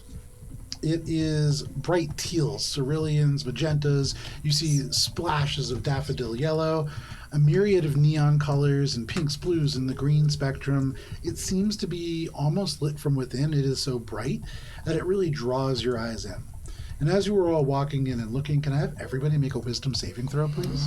Was it against the spell? Tapestries. This is against a magical effect. Is it a charm effect? It is not. Did you say wisdom? Oh no. 15. 15. Does Raz have to make the save? Rez does have to make the save. Everyone gets 4. +3. 7. Billy, you fail. Dirty 20. Okay. 14. You said plus 3. Plus the 3. Yeah, I rolled a 2. So 18 Lisa for rolled a Alina. Alina, that is a success. Valis, what was Rolled a yours? 1. 8. Okay. Raz gets a 3. For all of you, as you look at this painting, it pulls you in. Your eyes feel like they almost can't break away. But for most of you, after just a moment, you can shake it off. And you can see that beyond this pillar, there is like a 5-foot little hallway. And then it goes to like the main sort of wide hall beyond. There is 10 feet more of that wide hallway and then just a door. You can see the door itself, heavy, iron. And from where you are, as your attention is broken from the painting, ever so slightly, you could hear this as the metal itself from these heavy doors is vibrating slightly. Vibranium. But Valis and Billy, for you, as you look at this, you are pulled into the colors. You see the yellows and the greens merge together to form darker browns, and then they become almost just like a black. And you blink and you are back in this store holding a black dog idol. You remember Cheshire just giving it to you, and then you don't. As you lose the memory of receiving that wondrous figure. And so it's just lurking in your bag. And you're Sweet. Valis, for you, a vivid memory. Because it's so recent. You lost your bread memory again. Hands I like clasped that together around the hilt of a sword or the edge of a shield or some sort of holy object, but what is vivid is the words that you remember and oft recite to yourself. I, Valis Birchbillow, swear this oath to ye ancients with thy flora and fauna as witness. Until mine last breath, I shall protect the breath of life. And as it echoes into oblivion, Valis, though you forget these words, you have not forgotten your oath. But your connection to it, you feel, grows weaker. Damn, that's... But you are able to break this kind of weird trance, and looking beyond, you see this door and you hear the vibrations. Yes. Raz failed too. Ooh. He got a 3. Forget You this love hear of chocolate. telepathically, what? Bud. I don't like art. It's confusing. I don't like how it makes me feel. Okay. Do I feel like something has been taken? Like, do I know that something has been taken? No. Okay. You don't know anything at all. It's kind of interesting what they did with the colors there. I guess. Through the door, or Yeah. to the vibrating door. Wait, don't touch it yet. I don't want to touch it. I don't want to Vibrating door. touch it. I'm getting And as closer. you do, you can feel this vibration, slightly irregular, but really just there is something beyond that is making either a tremendous amount of noise or something really heavy moving steadily, maybe the grinding of machinery, but these doors must weigh at least 100 pounds each, and they are vibrating together in these sort of frames. Can I do an Arcana check to see if there is anything magical in property going on here? Make an Arcana check. No, This 9. is like an, I also Probably. do an Arcana check. Yeah, make an Arcana check. does this feel like more Well, he was like, Cheshire, like come an here. active I don't understand. excavation site based on what we've heard of it being like the Alina, one of her old go-to moves is area failing a within the check and then guild making hall, somebody and else then do it. knowing that my sister's going down there was down in the caves previously. That's why she crafts. So these you're kind of friendships. following in this wake of areas that seem to be going deeper and deeper down, digging things up. Sure. As you're kind of moving through here, what you have seen, they had said that like they had uncovered this place that had mostly been caved in. You're not seeing signs of collapse or like rubble. This doesn't seem to be that. Right. This seems to be much more mindfully a place that is designed to be maybe like a weird art exhibit. It's part storage. There's something weird going on though. And I would say you definitely feel beyond just these vibrating metal doors, there is something odd at work. Perhaps a trap that you have not triggered. What was your check, Cheshire? Sorry.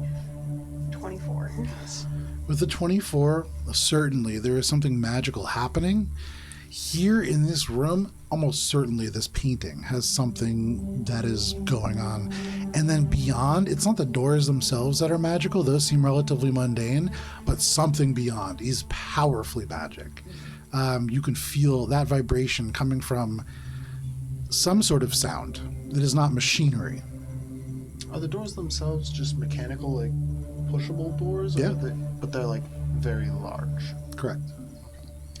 What are the chances of another giant orb? I'm just throwing it out there. Does it sound like the last orb?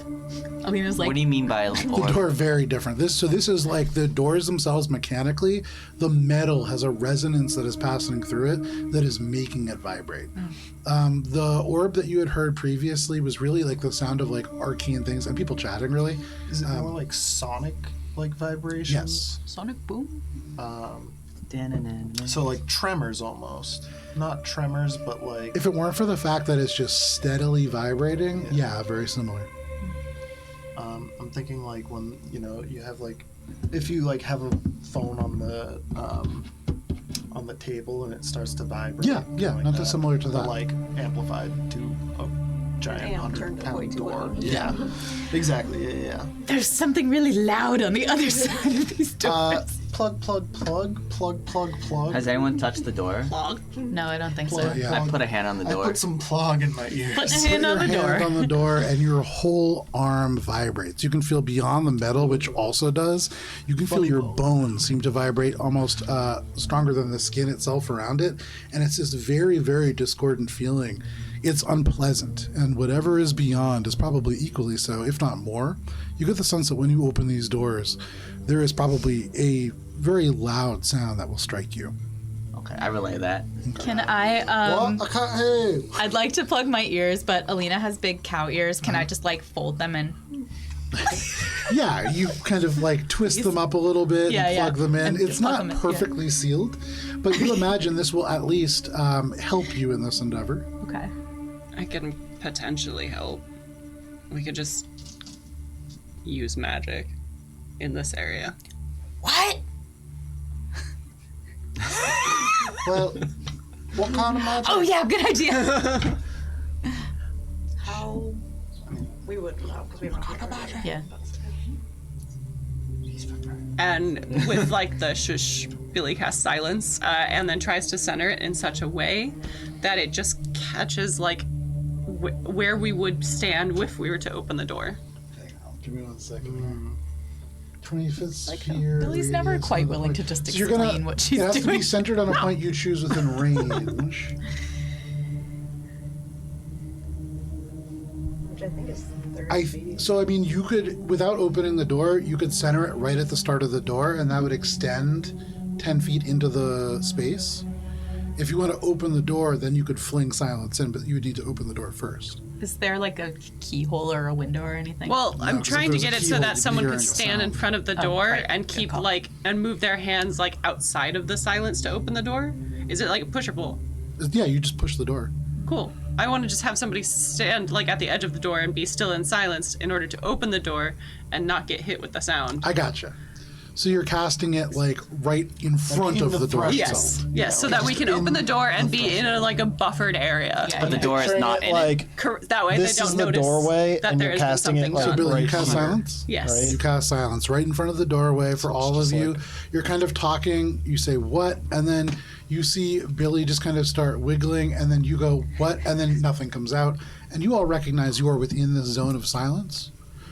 The vibration goes away. You can no longer hear. Like, are you opening the door? no, he's doing. I reach my hand up to open the door and Val's just It's like Aragorn coming back to Rohan.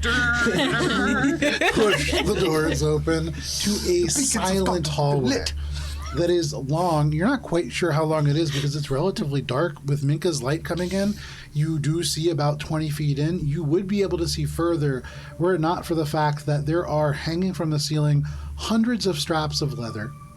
each containing dozens of twisted wrought iron bells.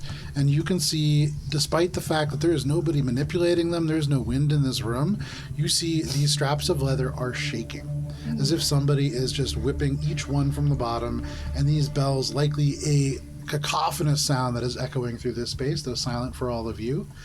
You see there is hanging from some chains, maybe halfway through this room, and that would give you roughly an idea of this being 60 feet long. But about 30 feet in, you can see dim teal glow kind of splashing within the bells, and so there is light like a little bit of the way in.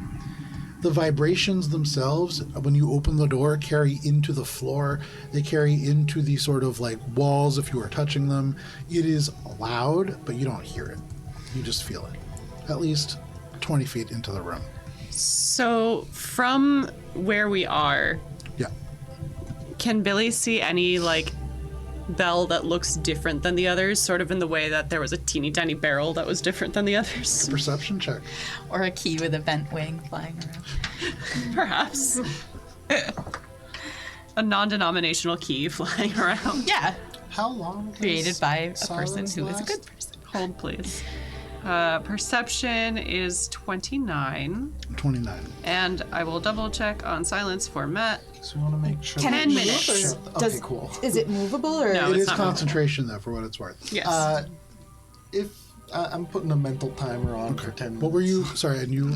Perception for the clickable Yeah. bell. What is the.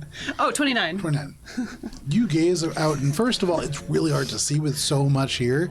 Hundreds of these little things. With 29, you can see, though, these bells, each one is vaguely shaped to look kind of like a twisted humanoid face. They look almost like demon masks that have been made of bells, and as they ring, you can see this little piece of iron on the inside of them kind of clang against the mouth and the eye sockets. But there are hundreds of them. And you don't see any that look like they're especially magical. You get the sense that these really occupy the whole room, and each one of these straps is sort of independently working. This is a... Make an insight check, Billy. And I would say make it at advantage with that check.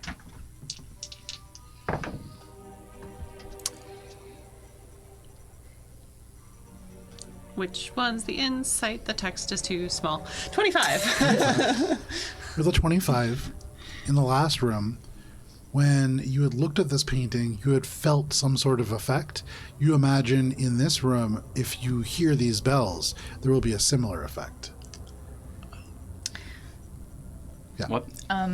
So I have 120 feet of dark vision. Can I see anything more than You can see a little bit further. You can see very clearly these two teal lanterns between the bells. It's really the material of the bells themselves and these straps that hang down so dense, they're almost like vines coming overhead. And with Minka's bright light from behind, they catch on each of these little bits of iron and kind of reflect back. So it's really hard to see. But you... with your dark vision, can see that the chamber itself is about 60 feet long, and at the very end of it, there is a doorway similar to the one that you just passed through. Okay. Billy closes the door and drops silence. Okay. The vibration begins again. Can anyone cut those? Cut. Cut the leather straps. There's so many. All right. I I could. set them on fire. They're made of leather.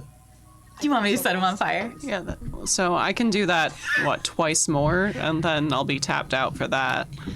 I know Cheshire can do it. Cheshire did it earlier. How large is the room? Take a step back. Maybe like 60 maybe I across. can cut them from here, and we don't need. It's 3 castings, so unless there's a key. What I will say is, Billy, with your insight check, you look over at Alina, who had stuffed their own ears in. Something like that would probably give you advantage on a check against whatever the effect is. But without something like silence or something that completely baffle you from hearing this, there is likely going to be some kind of a check made when you enter. Every once in a while, when someone didn't pay their dues, the aunties deafened them for a while. Does anyone have that ability? Oh. I mean, I've got some. No, I always pay my dues. Guess not. Good idea. And relay casting then? The only thing I could really do would be I could try to create some stone to crush some of them, but it's in a small area. It wouldn't be enough. And it'd be noticeable. I could cut them. But I don't There's think so many. I don't think it'll. I It'll think take we a just minute. need to.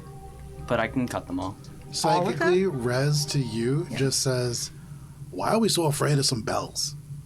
They'll probably hurt us. When we opened the door, I didn't even hear them." Yeah, Billy cast a spell. It's called silence. Oh, I mean, just do that. Yeah. I think we're just talking.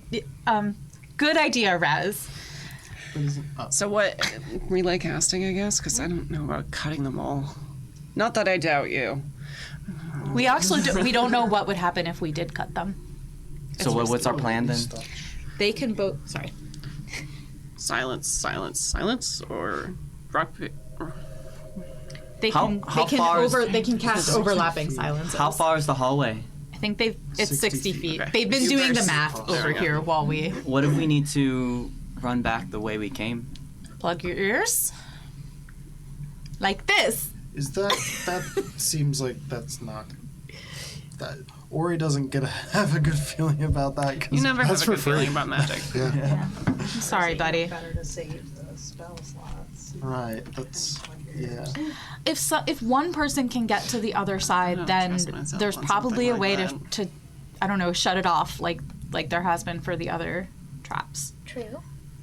There's teal magic down there. Lanterns. Those are mostly for providing light. Maybe we can do something with that. Guys, I don't mind. I'll stuff Okay, my ears okay, and run wait. through. What if we become clouds and just go through real fast? Wait a minute and become clouds? Does What that if- work? Oh, What if the because it's still running, right? That spell. Yeah, if it's still running on him, he fell unconscious. Just, this is Kara asking mechanically. Oh yeah. Oh. Is it still on me? I think if so, go yeah. unconscious? As think long it- as you're still alive. Yeah, you didn't What if the die. vibration has still can affect us while we're clouds?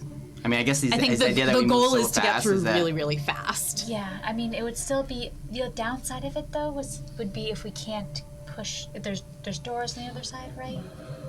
We can't. Oh, we could pass through them. No, you right? can still I don't use think this. You can that's how absolutely. And we it can works. still you can still pass through doors. And should we stuff have one as person If- try? As long as there's a crack. The other doors that we couldn't pass through were completely sealed because they were like the sphinxes in front of them. For what I will say is this door, because you couldn't hear the sound, just the vibrations, you get the sense that it's pretty well sealed.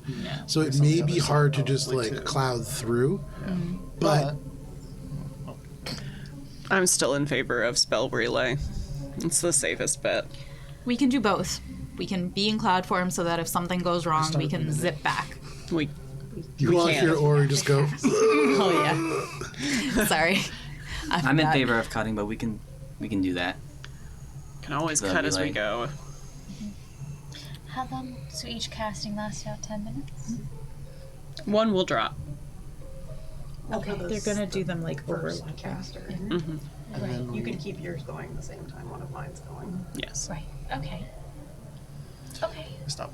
If you guys are okay with it, then Yeah. I mean, I don't have anything better. We need to be careful when we get over there because we're gonna have limited time to open the door and shut it if it's locked or anything. Billy goes over, is still in front of the door, and says, "Okay, everyone, hold your ears. Who has to? Cheshire, get ready. Good luck to me." So what we'll say is, Billy, make a sleight of hand check at advantage, and this is to do this in such a way that you're trying to. I've got the one ear phone. This is phenomenal. 21. 21 is pretty good. The second that you crack the door open, Cheshire is able to fling the silent spell through. And for just a second, Billy, I will say, you do feel this moment of the vibration in your ear. You don't need to make the check, but for just a moment, you were acutely aware of the earring that you almost always wear around. But you cast silence, the ringing stops, And if you all want, you can make your way into the first sphere of silence. You can see all these bells just kind of vibrating through the air. Billy just like full on applauds Cheshire, but it's Yeah. I want to take a look at one of the bells as we start to pass under them. Okay. I know you described them as looking like a face, but I guess my question is it actually like a human face, or is it just like a... Make an investigation check. Are they Okay. like, or slash like? They hang skateboards? probably about like a foot clearance above most of you, but they're down pretty low. Yeah, 9. 9. They just look like faces. They're not magical. I mean, just like looking up as we walk through. Make an Arcana check. They're very much magical. Well, I mean, You make your way through like the first straps 20 feet, themselves or the bells, and then are you yeah. casting silence again? yeah. When we reach the line, Billy Okay. casts silence again. You cast silence again. You're able to cross through the middle of the room. You go underneath these 2 teal lanterns. What was your Arcana check? 15. The bells themselves not magical. You can see these leather straps moving as if they are being tugged on. Those seem magical. But the bells themselves, they're very odd. You've never seen anything like them. But that's not the magical component. As we pass underneath them, Minka's gonna look up and try to judge how far away the ceiling is. Ceiling is 25 feet up. So these are long straps of Yeah. leather that each Okay. have about 8 or 9 bells So on them. can we can we see any mechanisms on the ceiling, or does it just seem like the Make straps an are investigation check. moving on their own? You make your way through the second cast silence. Any like minor illusions, a little like fence line where Cheshire can cast again. The 24, you look up, and it's very odd. It looks like somebody somehow maybe phased this leather through the stone, because it disappears as if the leather itself is adjoined at a molecular level to the rock. It reminds you of how a ghost looks, kind of peeking their head out of a stone, like very similar in ways. It's very unusual, but no mechanisms. Okay. So Minka's gonna go like a ghost, but it's silent. She's Easy. Are you casting the last silence? The final silence carries you to the very end of this space, and beyond all the bells, you reach the final door at the end of this chamber. Even from here, all of you can smell very faintly an aroma, like smoke and fire and incense and oil and luxury and indulgence. But because it is 8:45, we're going to step away for a quick break, and then we will come back for the rest of the session. There's going to be a countdown on your screen. We'll be back at the end of it. See you then.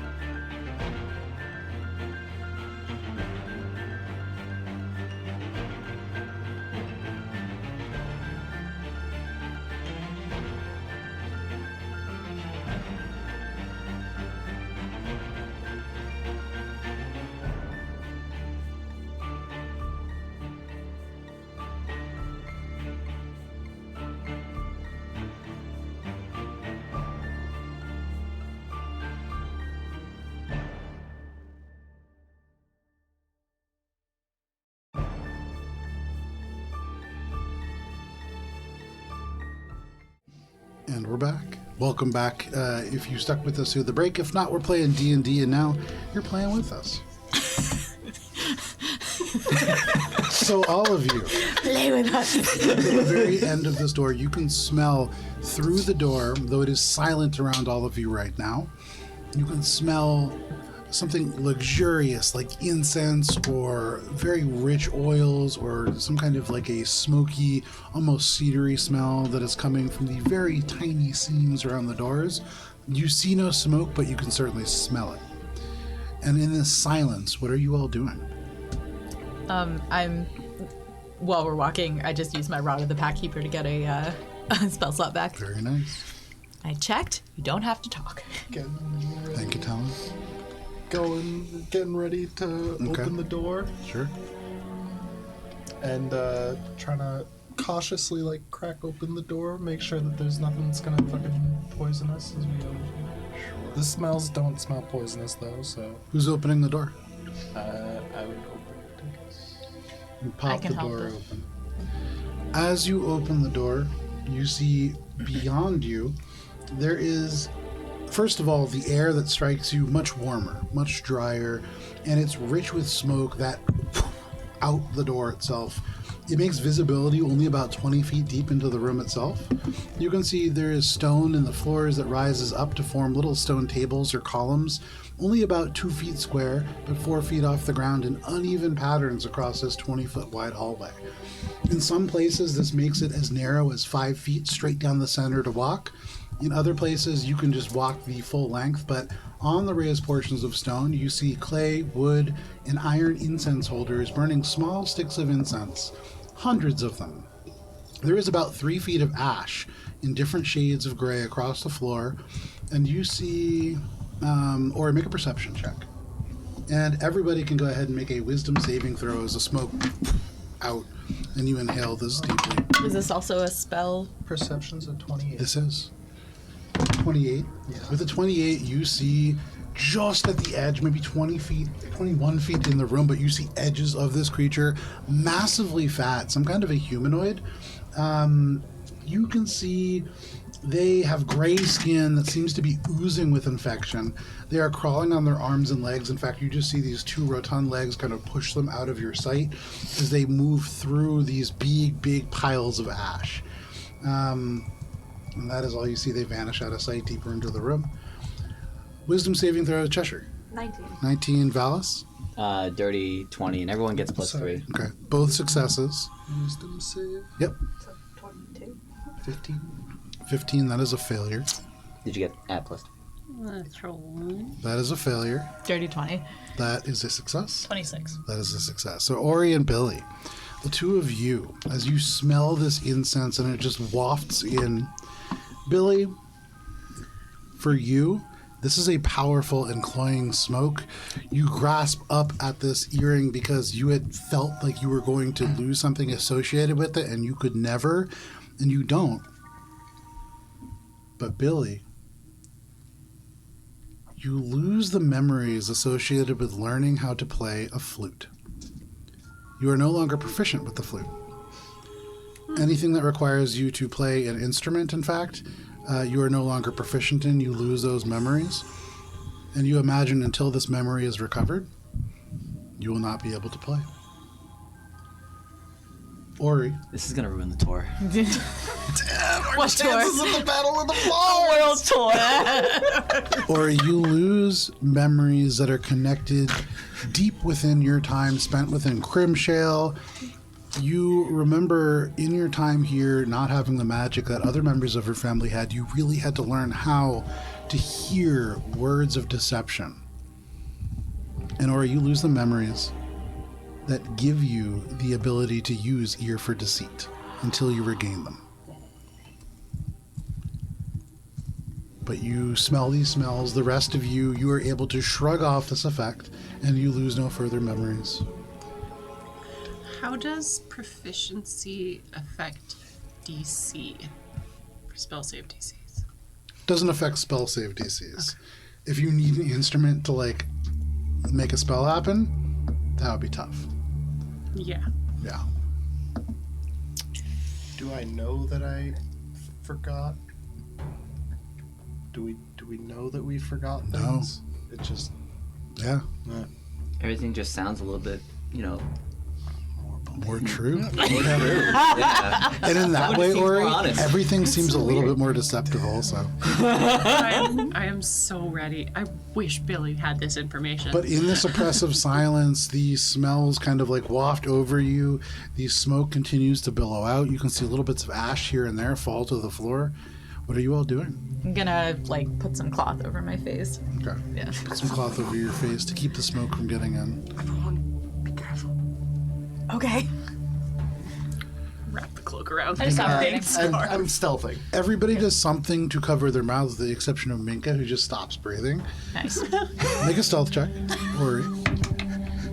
Oh, that would have been good, and then it was not as good. It's dim light here with the ash. Oh, okay, cool. So, Oh, that's even worse! Oh my god, how did that get worse? It was so bad before, and now it's worse. That's an 11. everybody watches as Ori strides confidently into this room. I follow 10 feet behind. You follow 10 We'll feet also behind. follow. Yeah, with the confident stride, why not? No. Where'd Cheshire go? Natural 20. Cheshire just disappears. And she's gone. Cheshire, you being so stealthy and so quiet, you make your way into the room a little bit faster than the rest of your compatriots. And with your mouth covered, your nose covered, you don't need to repeat the check against this incense. As all of you are entering the room, however, and you do need to drop this last silence spell, could everybody make that single check that we missed as You don't have to you... drop it until the door closes. It's this check really to relay the relay that you all made for silence. It is a single wisdom saving throw. Against the spell? Yes, and this is kind of retroactively against the sound as the door is closing. 16. 16 is a success. Wasn't that the Dirty one that 20. we just lost it? No, that was the smell of the incense. Oh, I see. Dirty 20 is a 7 success. Dirty 20. Dirty 20 You is a said use success. wisdom, right? Minka? Many things. Oh. I rolled a 15 plus 9, and my brain is Oh, short. yeah, 24. you're good. You're good. 24 is a 30, success. Cheshire? 27. 18, that is a success as well. In that moment of discordant ringing, not a single one of you loses an additional memory, and the door closes behind you. Rez lost an additional memory. He rolled a 1 on the die. Sorry. What is Rez losing? Man. You guys don't know. So it's gonna matter later for sure. But no worries. That's why we're staying honest. So you have now made your way in, and Cheshire, as you kind of creep through a little bit quicker, a little bit quieter, you are able to see that there is a creature that is crawling through. And as you get closer, maybe like in the other side, they have like pushed themselves up against the wall. You can see it is at one point probably a human, but you can see as they crawl slowly through this ash, they leave like this trail where it's displaced. And you watch as they take a handful of it, like this incense ash, and just shove it into their mouth. You can see they slowly kind of like weep a little bit. There is like snot and congealed ash all around their face, but they eat this ash, and they seem to be responsible for keeping us at a relatively stable level in this room. Do you read Infernal? I do not, Okay. but I will relay all of that telepathically. As they swallow the ash, you can see across their skin, the veins themselves are green. You can see them through the kind of like this like varicose appearance through the skin, and they pulse here with these weird twisted looking runes in the veins themselves. Seem to be almost shaped out of them. But that is what you see. This creature does not seem to notice you. You see the mouth and the nose, but then there's just this canvas sack and a hole ripped in it to show that. Everything else kind of obscured. That is the only garment that they wear, though. You sneak in. Don't like this guy very much. Relaying all of that information. You make your way 20 feet in, 30 feet in, 40 feet in. That individual just disappears behind you. You travel through the smoke, seeing dozens of incense holders, and then 100 feet in, you see a door. It is only 5 feet wide, and you see in the middle of it, carved out of the stone, a sphinx. There's another one.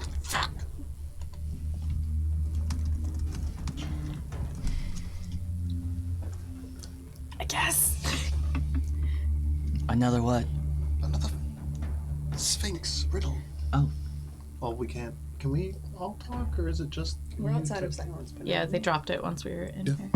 Did We're the rest just of like us see this. those We'll guys? talk like this. The guys. It's just one guy who's like kind of crawling through the ash. Did he see us? Or? Cheshire relays the Large? information. So you all, as you kind of walk through, you can look off to the right and you can see, yeah, this is a large Yeah, 'cause I saw creature. the feet. They're probably like 7 feet like tall, but really unhealthily like overweight. The skin is like bulging away from the bones. They look almost like they are inflated, and you can see the veins themselves to stand about an inch away from the skin. Like they're hugely bulged, grotesquely green. They look infected. And did you say that the veins look like they could be words? Who reads Infernal? Oh, I read everything. Do you read Infernal, or just is just the? I can read all written writing, but also Rez does speak and read Infernal. Yeah. So for you, as you look, you see the veins themselves look like they almost move through the meat of the bones and kind of shift around to display not words, but arcane glyphs. The magic itself infused into the blood, and I would say make an Arcana check as you look at this individual. They're only like 10 feet away from you. 19. This is magic that speaks of like keeping this person alive. This is about sustenance. And so as this person eats the ash is not for them to eat. And Rez whispers into your mind, Lena, this feels pretty helly. Yeah, I was gonna ask you, what the fuck is going on? I don't know, but this is a mortal soul being tortured. Damn. Do you know, like, is this somebody's signature or something? Like, ash eating torture? It doesn't work like that. I don't know. Oh, I like that idea, though. Okay, file that one away. That's yours for free. you know, the devil has an MO. All right, well, keep your guard up, man. I mean, there's some levels of the hells that have more ash, but like this, I think the ash is from the incense. Yeah, no, I know. It's fine. I've been watching a lot of The Good Place lately. So, Was that all in your head? yeah. Okay. And then out loud, Alina's be like, that guy, he's got like helly runes on him. He's being tortured, I think. It's horrible. Do we kill him? I don't know. I think we kill him. Do we kill him? How do we? Are you asking Rez that? Yeah. Can you ask your Rez how head- do you break the torture? Raz, you could just Probably by talk. killing Yeah. Oh, how do where you- is he? I don't know. He's right here. Out loud, you hear Rez go, "Oh, hey guys, it's me. I'm here." Hey, Rez.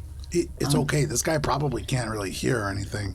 You want me to pull the bag off? I bet they cut off his ears and gouge out his eyes. It's pretty common. How do we stop him from being tortured? probably. Oh, you kill him. Should we kill him? I walk forward and unsheath my sword. Okay. You unsheathe the sword. It has already seen a lot of blood today. Isn't the room just gonna like fill up with ash? We won't be able to get back through. The guy that's eating the ash, not the big. He's the sea otter in the Fat. kelp Yeah. forest. Oh yeah, same guy. They're the same person? Yeah, Oh, it's just one guy. one guy. Oh. Wait, And so as really you, swollen. Yeah. I thought as it was you one person. approach this person with the blade, Rez does say out loud, "No, that's a good point. I mean, the whole reason that you have people like this is they serve a purpose while they're serving out their sentence, right? This is basically like an infernal temp agency kind of." See, he's a void, productive member of society. So what happens after he dies? Well, it really depends on the nature of the contract. So, I mean, if you read it, you could tell. Sometimes they just allow you to go on to other parts of the afterlife. Sometimes you can be remade as a very basic level devil. I'm talking like Nuparibo level, like really low, lowest of the low. It really depends. Lots of different things. Some mortals will enter into contracts like that for favors and power and stuff like that, if you can believe it. Who would be down here? I turn at I that think- comment, so I'm like, I turn with my sword still in hand. Don't. Wait, I think maybe probably just let him be, right? At least for now. Are there any stories of people like historically being punished Make a in this history sort check. of way? That's what I was trying to ask. If like I was like, is anybody infamous for doing it this way, like the ash eating? Make a history check, Alina. Rez doesn't know. Okay, fair But enough. Make a history check. 12. 7. Oh, wait, I think it's a little higher now. 13. Okay, every little bit As counts. far as you know, no, there's no real historical precedent for this. I think we should just leave it be. I can't always this be. Do what you have to do. Just hurry up. Sneak balance. You gonna kill him? I'm going to. Can I make an Arcana check to see if I feel if it's magic that's keeping him alive? Wait. It Make might a have something to do- religion check. It might Okay. have something to do with the Sphinx riddle. Oh, that's a good point. We religioning. 18. With an 18, you get the sense that it is it's a certain kind of magic for sure. This is like infernal magic keeping this individual alive. The sort of glyphs that you're seeing in the blood itself is part of this contract. It is what's keeping him alive. It is also what is forcing him to constantly consume this ash. It is in a way his food. It's not doing terribly good things to his body. You can see like the grotesque kind of weight gain, the big bulging veins of like toxic blood. It's probably horrific to endure, but it's also keeping him alive.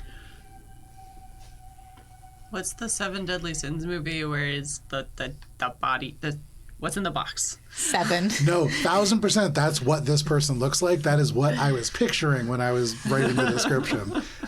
Yes. So if you do that, he suffers more. Could this be connected to... I think we should listen you to had the some riddle sort of- before we do anything with the... I agree. Go Yeah. ahead. And Alina's just going to kind of guide Valis away. I've seen gross shit. That's gross. You guide Valis away. Yeah. Are you approaching the door? Sphinx. Okay. You get closer to the door, and as you approach it, it grows taller, and when you get within 10 feet, Valis and Alina, the two of you leading the way, there is a of energy away from the door that now stands almost 15 feet tall from your perception, and the smoke is pushed away from you as the door looms larger and higher with every step. At its base, as it towers above you, the massive jaws open, and you hear endless streets and endless halls, wordless signs and winding walls. Though doors I'll stoop and stairs I'll climb, I'll never wander, not one time. Need I no map, no compass, no trail, each way I find without fail. What am I? And so repeating it again. Endless streets and endless halls, wordless signs and winding walls. Through doors I'll stoop and stairs I'll climb, I'll never wander, not one time. Need I no map, no compass, no trail, each way I find without fail. What am I?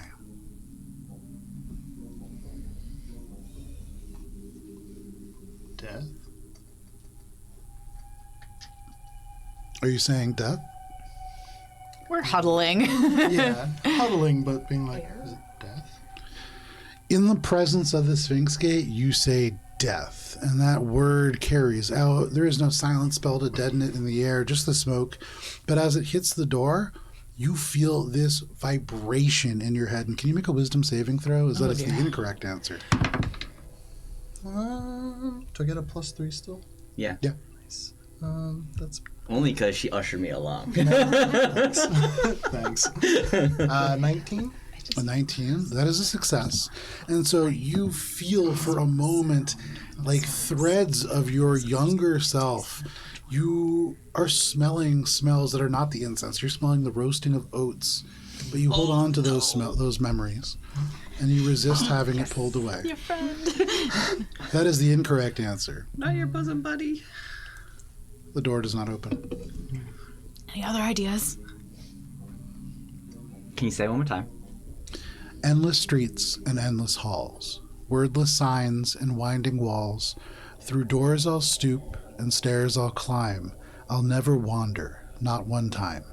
Need I no map, no compass, no trail, each way I find without fail. What am I?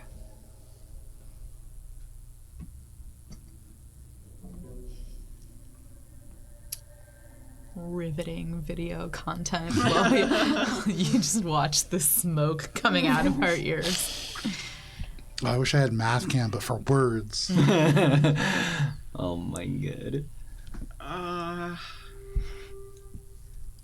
Billy's like over here racking her brain. What always finds its way?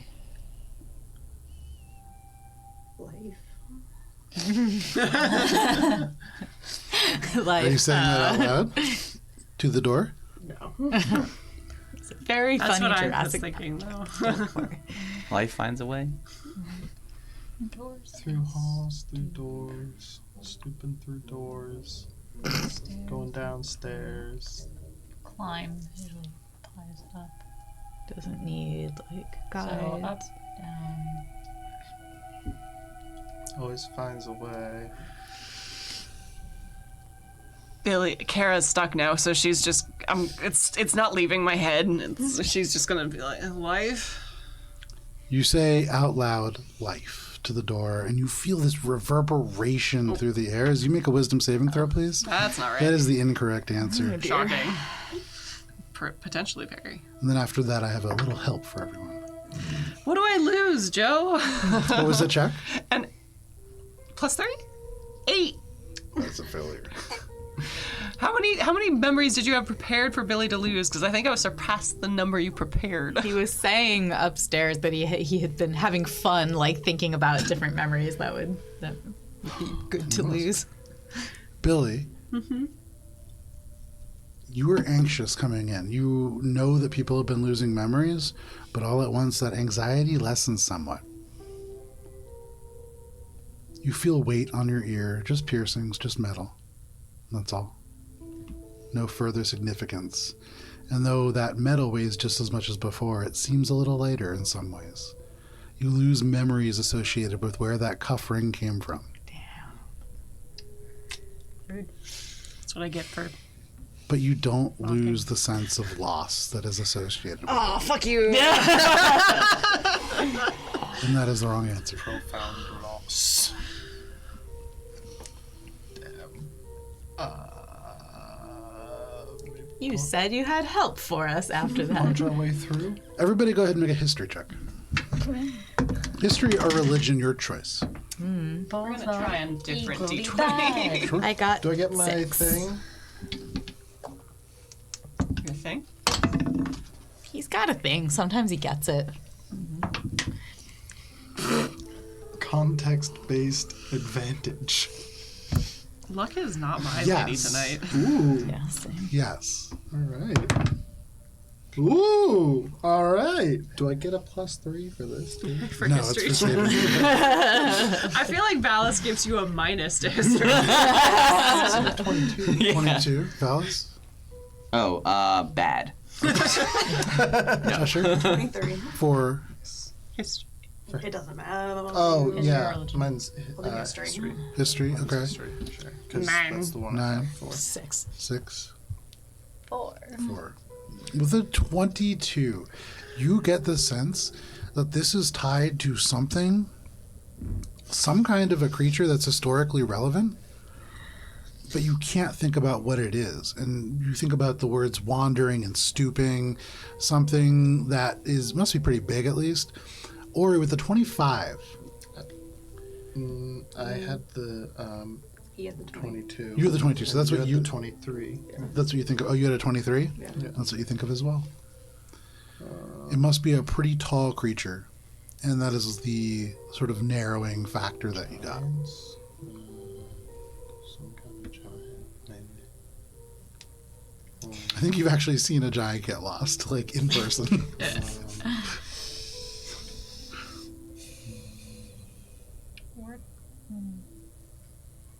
Blank signs.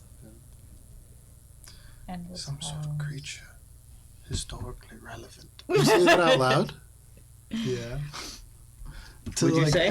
No, I'm saying No, like it to the everyone in the group. group. We're huddling. Come Yeah, on. we're huddling. I'm I not, know. Okay. What'd you say out loud to the group? Some sort of creature, like historically relevant. Rez goes, a creature. Yeah. Why do I keep not asking Rez? Rez has all the answers. That sounds.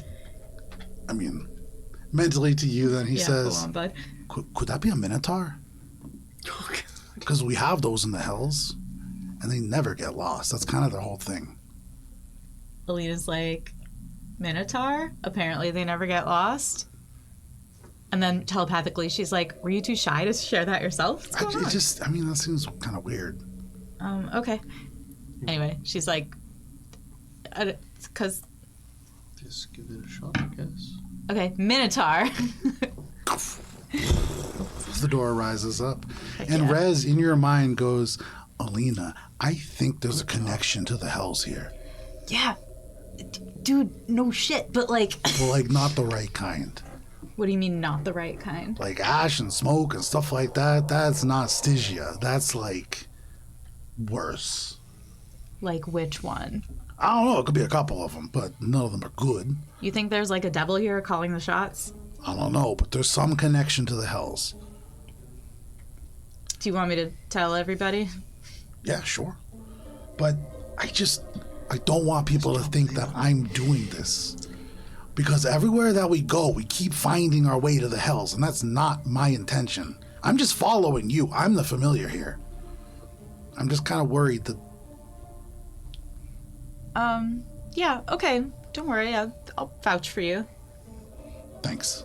And then out loud to the group, Alina's gonna be like, there's some really helly stuff down here. Oh yeah, I mean, Yeah. the guy being tortured was a pretty big indicator. But also, like, Minotaur is a hell thing. I'm just, like, stay on your guard. I think we're How probably did you gonna... know that? I mean, She has red. Oh, right, yeah. Minka's gonna walk through the door. You walk through the door into this 10-foot wide kind of hallway that leads straight ahead. You see like a door archway that is on the other side, and then a bigger room beyond. Just a moment here. And then she's gonna start breathing normally again. She's like, oh. Well, What? when you make your way in and you can see this arch doorway, you see on the other side there's a spherical chamber. And through the spherical chamber, there's another doorway just 20 feet on the other side, 20-foot wide kind of spherical chamber. And you can see stairs that go down from there.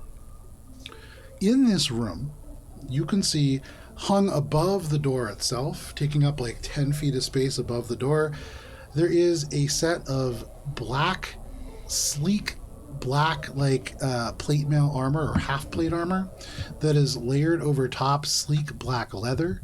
You can see it seems to be very sinister looking and almost certainly magical. Give me just 1 second. Like an animated piece of armor.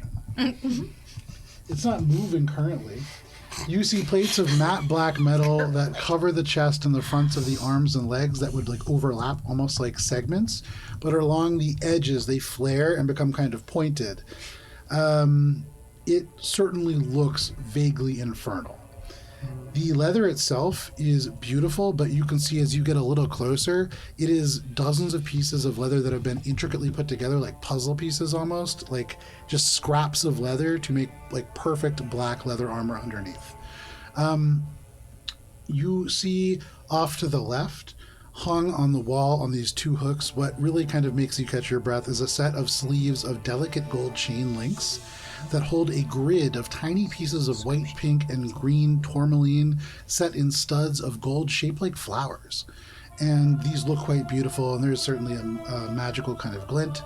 Off to the right, you see put on a stone head figure that is perched on a stone table, a delicate circlet made from copper wire that twists around each other to make a vine-like structure that has delicate copper maple leaves that have been very finely detailed. You see like veining and like little tiny details on those leaves.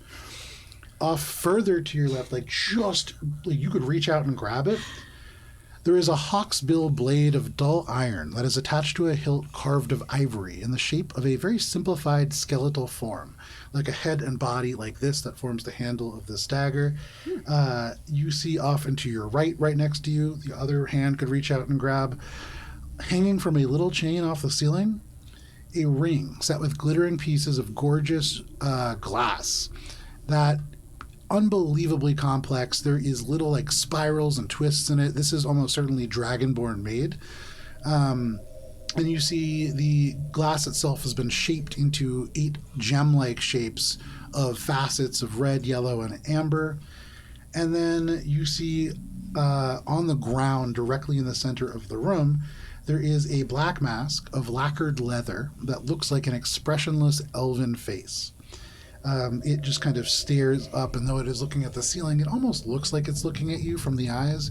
You swear that the shadows on the floor look almost like pupils looking back at you. And that is what you see. Minka's with the roller coaster of emotions walking into this room. It was like, hey, ooh,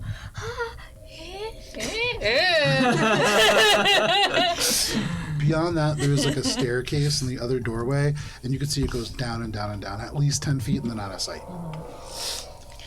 So, Minka's gonna like turn around and be like, the floor is staring at me.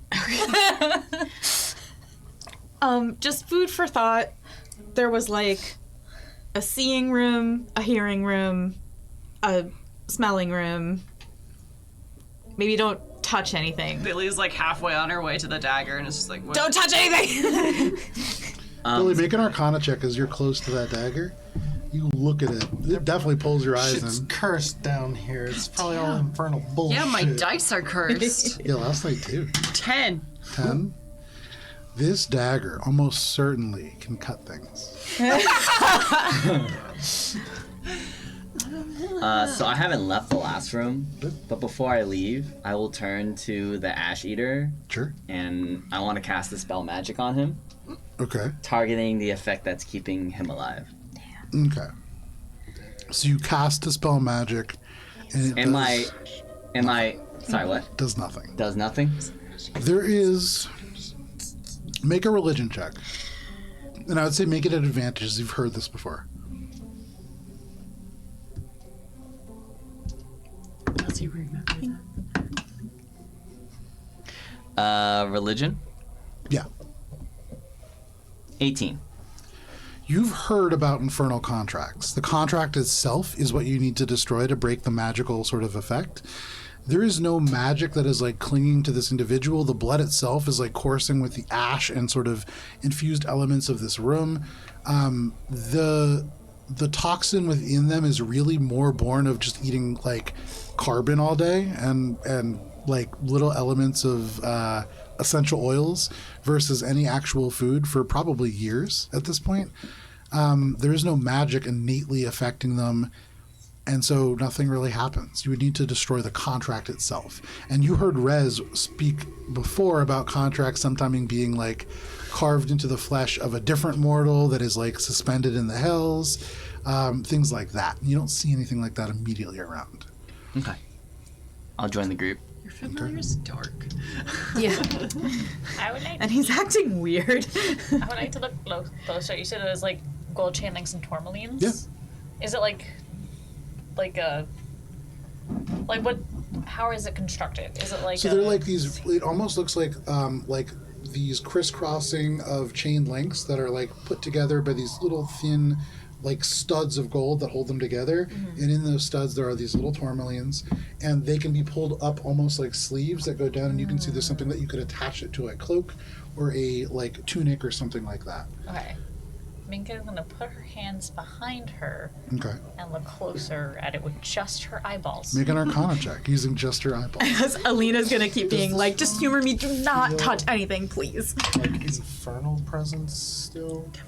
Make a insight check.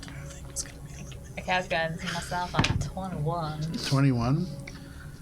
You get the sense that the tourmaline itself has magic infused into it, and probably if you were wearing and attuned to these, you would be able to make melee spell attacks at advantage at least a couple times a day. There's a 28. With a 28, you look and you sense infernal, and you look at like this dark black metal armor. This all right seems after- like sort of infernal. Like this right after this. You don't smell fire and brimstone. You just smell incense from behind. There's nothing like And then you like look over and like Rez is just kind of floating around. Rez is like the most directly infernal presence. Right. But there's certainly something But like darker. these lurking. items, not inherently infernal. Well, some of them do feel kind Some of them infernal, certainly feel infernal. Like Some the of them armor. don't. But like some of them, you said like one was looked like it was made of dragonborn skill, which I don't know if Ori would know. But just looking around, some are infernal. There's a ring some that's are- hanging from a chain. It's like this silver ring that is set with glittering pieces of gorgeous dragonborn glass. Doesn't seem infernal. That seems more dragonborn to me. Are they like on these displays or anything? You said like they were kind of around. Most are hung from the wall. There's one that's And, hung like, from on a the chain, and then there's So a nothing mask like on the ground. encasing them that could be like trapped or anything. Okay. Catalina. So I think that we shouldn't touch anything because if we do, we're gonna lose Probably memories. cursed, yeah. Can Alina like look around for evidence that might be true? Make an Arcana check. Yeah, because we don't actually know that we're losing memories, correct? Correct. Right. The mask is still looking at me. All right. Well, I still think that nothing should be touched in here. 11. 11. You don't see any signs of anything, but I would say you also don't notice like leather disappearing through stone. There's nothing that is as obvious as what you've seen. You also haven't like felt pulses of magic energy being in here yet, and so it's not quite the same as the rooms that you just passed through. Is there a door on the other side? Yeah, it's a door frame and then stairs that go down from there. We should keep moving. Yeah. Alina's headed up to the door. Should we talk? And she's going to pull Minka with her away from the sparkly things. It's probably infernal. Come on, babe. Are we thinking that all these items are cursed? Yes. As Well, Surely. Okay. as we walk towards the mask on the floor, Minka's gonna like hug the wall as much as possible. Be away from the creepy mask. Yeah, you can only get 10 feet away from it, even up against the the wall. mask is in the center, right? Oh, yeah. Is there anything Don't do odd it. about it other than it just being odd inherently? Distract yourself by looking. Gallery. Yeah, like it feels like an art gallery, but Make a history check, and you actually get your benefit to this. oh, okay, that's a 19.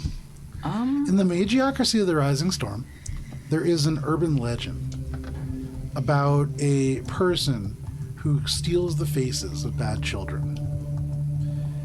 Nobody's ever really put that together as like a real thing. That's always something that you've just heard like told to people to make them go to bed on time, to make them brush their teeth. But looking at this half elf face, though it's expressionless, it is quite lifelike. You see on the kind of perfect sort of lacquered leather what looks like a little scar. You see a birthmark. You see little almost what would be like places for hairs to go. It's incredibly lifelike. And perhaps there is some source to that urban legend after all. And all at once you remember this individual's name, Bukarash. Bukarash the Breathless. I think. Oh gosh, that's real. Who's Bucharest? You say that out I loud? think it's a city. Yeah, Oh, it's a fiend. it's a fiend. That was an urban legend. What kind of fiend? A powerful one. It's a pit fiend. It's it takes people's faces and it's like a bedtime. Go to bed. You'll get your face stolen from naughty children. Jesus, that's what they told you as kids if you wouldn't go to bed? Yeah, everyone tells. I mean, I didn't have Bucharest growing up. It was just my auntie. Oh, jeez. When I wouldn't go to bed, I was just told that I wouldn't be able to go to the bar the next day. I don't think we should touch anything, and we should just keep moving. That's what I keep saying. Let's We're go. walking. We're sorkening. Yeah, we've yeah. been sorkening, yeah. Well, I mean, Bukarash is pretty cool. Like, kind of like all the devils know about him, because, like, he's able to just completely take away somebody's voice. So I bet if you wear that mask and it has to do with him, you could probably make people silent. Why is it on the floor? Huh? Why is it on the floor? I don't know. I'm Rez. Typically, though, on those sorts of things, there's got to be some drawback to that with you. Oh, yeah, no, I'm sure. So that's why. Yeah. Yeah. Something that powerful probably has a powerful, terrible thing. Billy points back towards the hallway with the ash eater. I don't want. Yeah. Can I? I'm just gonna walk right up to the next next Sphinx door. to get going with Well, no the Sphinx, just open Sphinx, doorway, yeah. just stairs going straight down. My mistake. Continuing. Yeah, we're continuing. Yeah. So Come you on. walk through. Is anybody interacting in any other ways with these things before you move on? I could ask Very tempted, but no. Javaris about this room. Are you Good. If we think it's worth anything. I mean, it doesn't hurt, right? Oh, we might need his talents later, like on a Yeah. Sphinx puzzle. Or if there's a you lock can on the roll well memory and box. still get When I was these. looking at the Yeah, like the once a day. arm covering, once like did it seem cursed? With your check, you didn't read any curse on it. Yeah. They look not. So you look at the mask again. It's still looking at you. Yeah. There's something about it that almost innately feels cursed. Make an insight check. I'm gonna cast guidance on myself.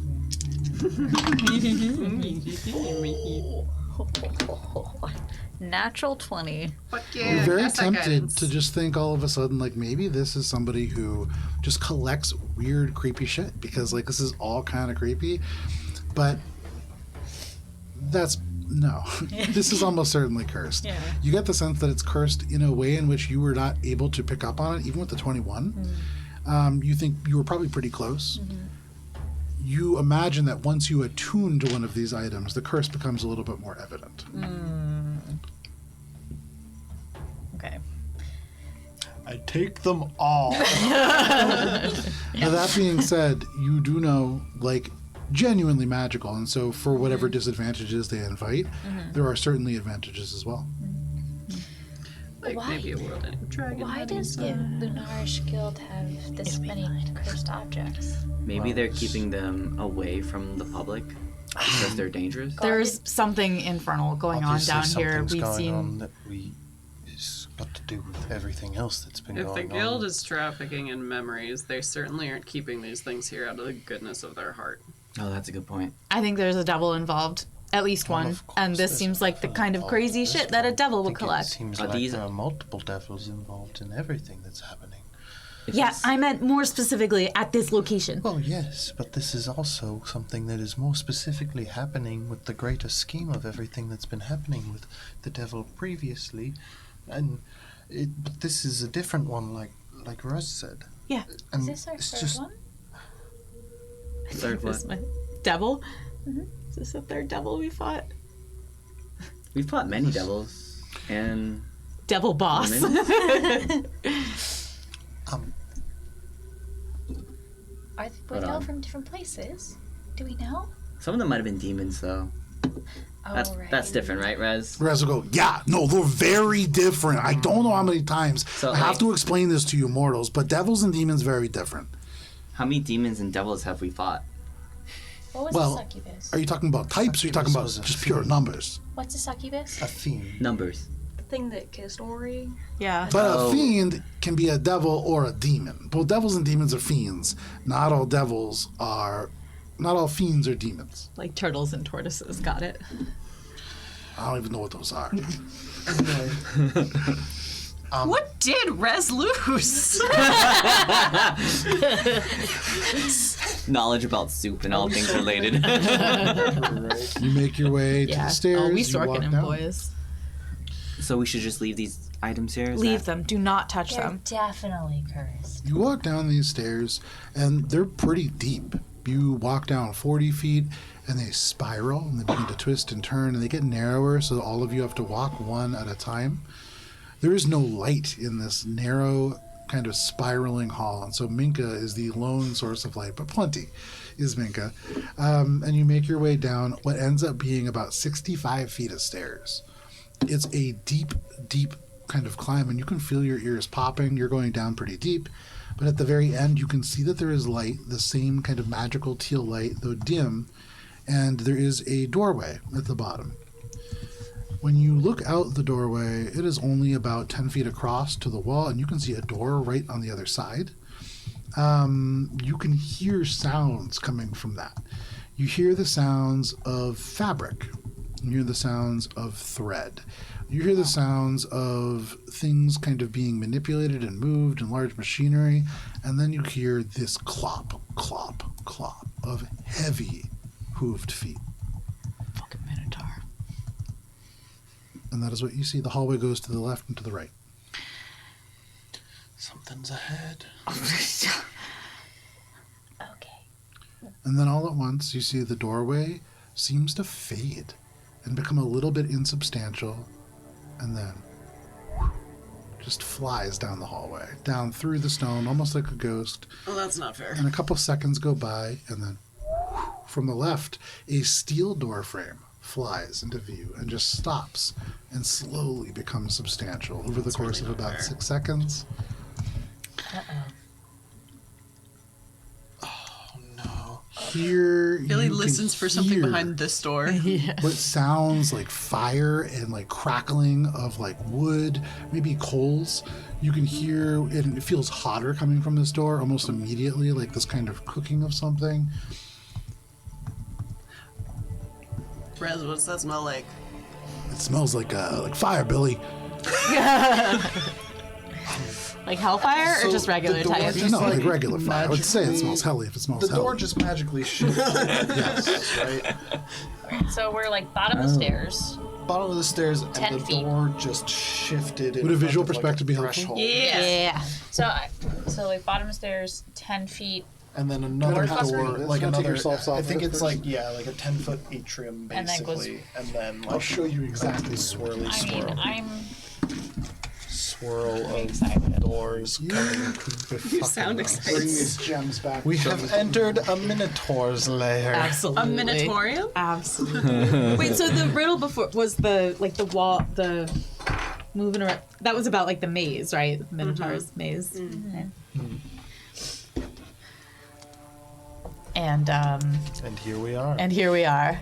So you can see the stairs are where you were like walking down. There's technically like 5 feet at the bottom of the stairs before you kind of go in. But right we're down here. 10 feet in front of you, there is this doorway that just shifted and seemed to move off and in the direction that I am in. And then the other door came from the direction of like Kara and Vincent Minotaur. and like swirled around here. Can I walk over here and see if correct, yeah. this doorway? You'd imagine. Oh wait. Can I like walk over here and like listen around this to see if I can hear the clopping? I'm just curious if like you said that this room went this way. Correct. I'm trying to figure out if it went. Oh, over is here. it over there? So now? you Yeah. make your way around over to here. And I listen for the same sounds. Make a perception check. I'm bad at those. You should bring a buddy. I should have brought a buddy. I don't remember who my We're not buddies that are. far away. Don't say that. We're only like 17. Labyrinth, not maze. We're less than Labyrinth 30 was the feet With word. a 17, you listen and you listen carefully. You don't hear clops, but you do hear a voice. And in common, you hear this low and deep voice say, "Now, don't get comfortable. A shipment has just left, but that only means it's time to fill the baskets again. You will work." And you can hear like murmurs from within. You don't hear hooves, but you hear a large creature, and then the door becomes like a ghost and flies down the hall. And for all of you who are standing over there, that steel door frame becomes like a ghost, flies down the hall, and then a wooden door appears. Different than the other two that you've seen. From this one, as you kind of listen, you don't hear very much. It's just like a very low kind of hum, perhaps. And that is all that you hear from this doorway. So they've been traveling in the same direction. They were all kind of rotating. No, they're. It seems like they are rotating so far. So the steel door is here now. Like if we were to walk around and You look. imagine, yes, if the pattern Minotaur holds. door, as long as it's So what's this one over here right now? confused. Like Alina's gonna walk. The over. doors are here. becoming insubstantial, and there are 4 doors going around in a circle. Elena, you peer around Hold the on. corner, and for the first time, you don't see a door. you see a hallway, and that hallway goes to a large kind of open room. And in this room, there are a number of crates and barrels and other boxes. You see a few what look like tarps have been spread out on the floor. And standing in this room, you can see there is an elf wearing a black robe. You can see there are little bits of like crystal that come out of the neck and out of the scalp and through the hair. And you can see they kind of pulse with this purplish energy. But because it is 10:45 or 9:45, apologies, and because it seems like we're getting close to a larger either encounter or social event, this is where we're going to end for the day. Okay, no less. Yeah, exactly. So thank you for sticking with us for this session of Adventures in Oberon Courts of Everest. We will be back next week. But if you can't wait that long, on Sunday, we're going to be re-airing our Starfinder and our D&D sessions from this week. You can join us at noon for Starfinder and then 4:30 p.m. Eastern Standard Time for D&D. But please stay safe. It is wild out there. We'll see you next week. Goodbye. Bye.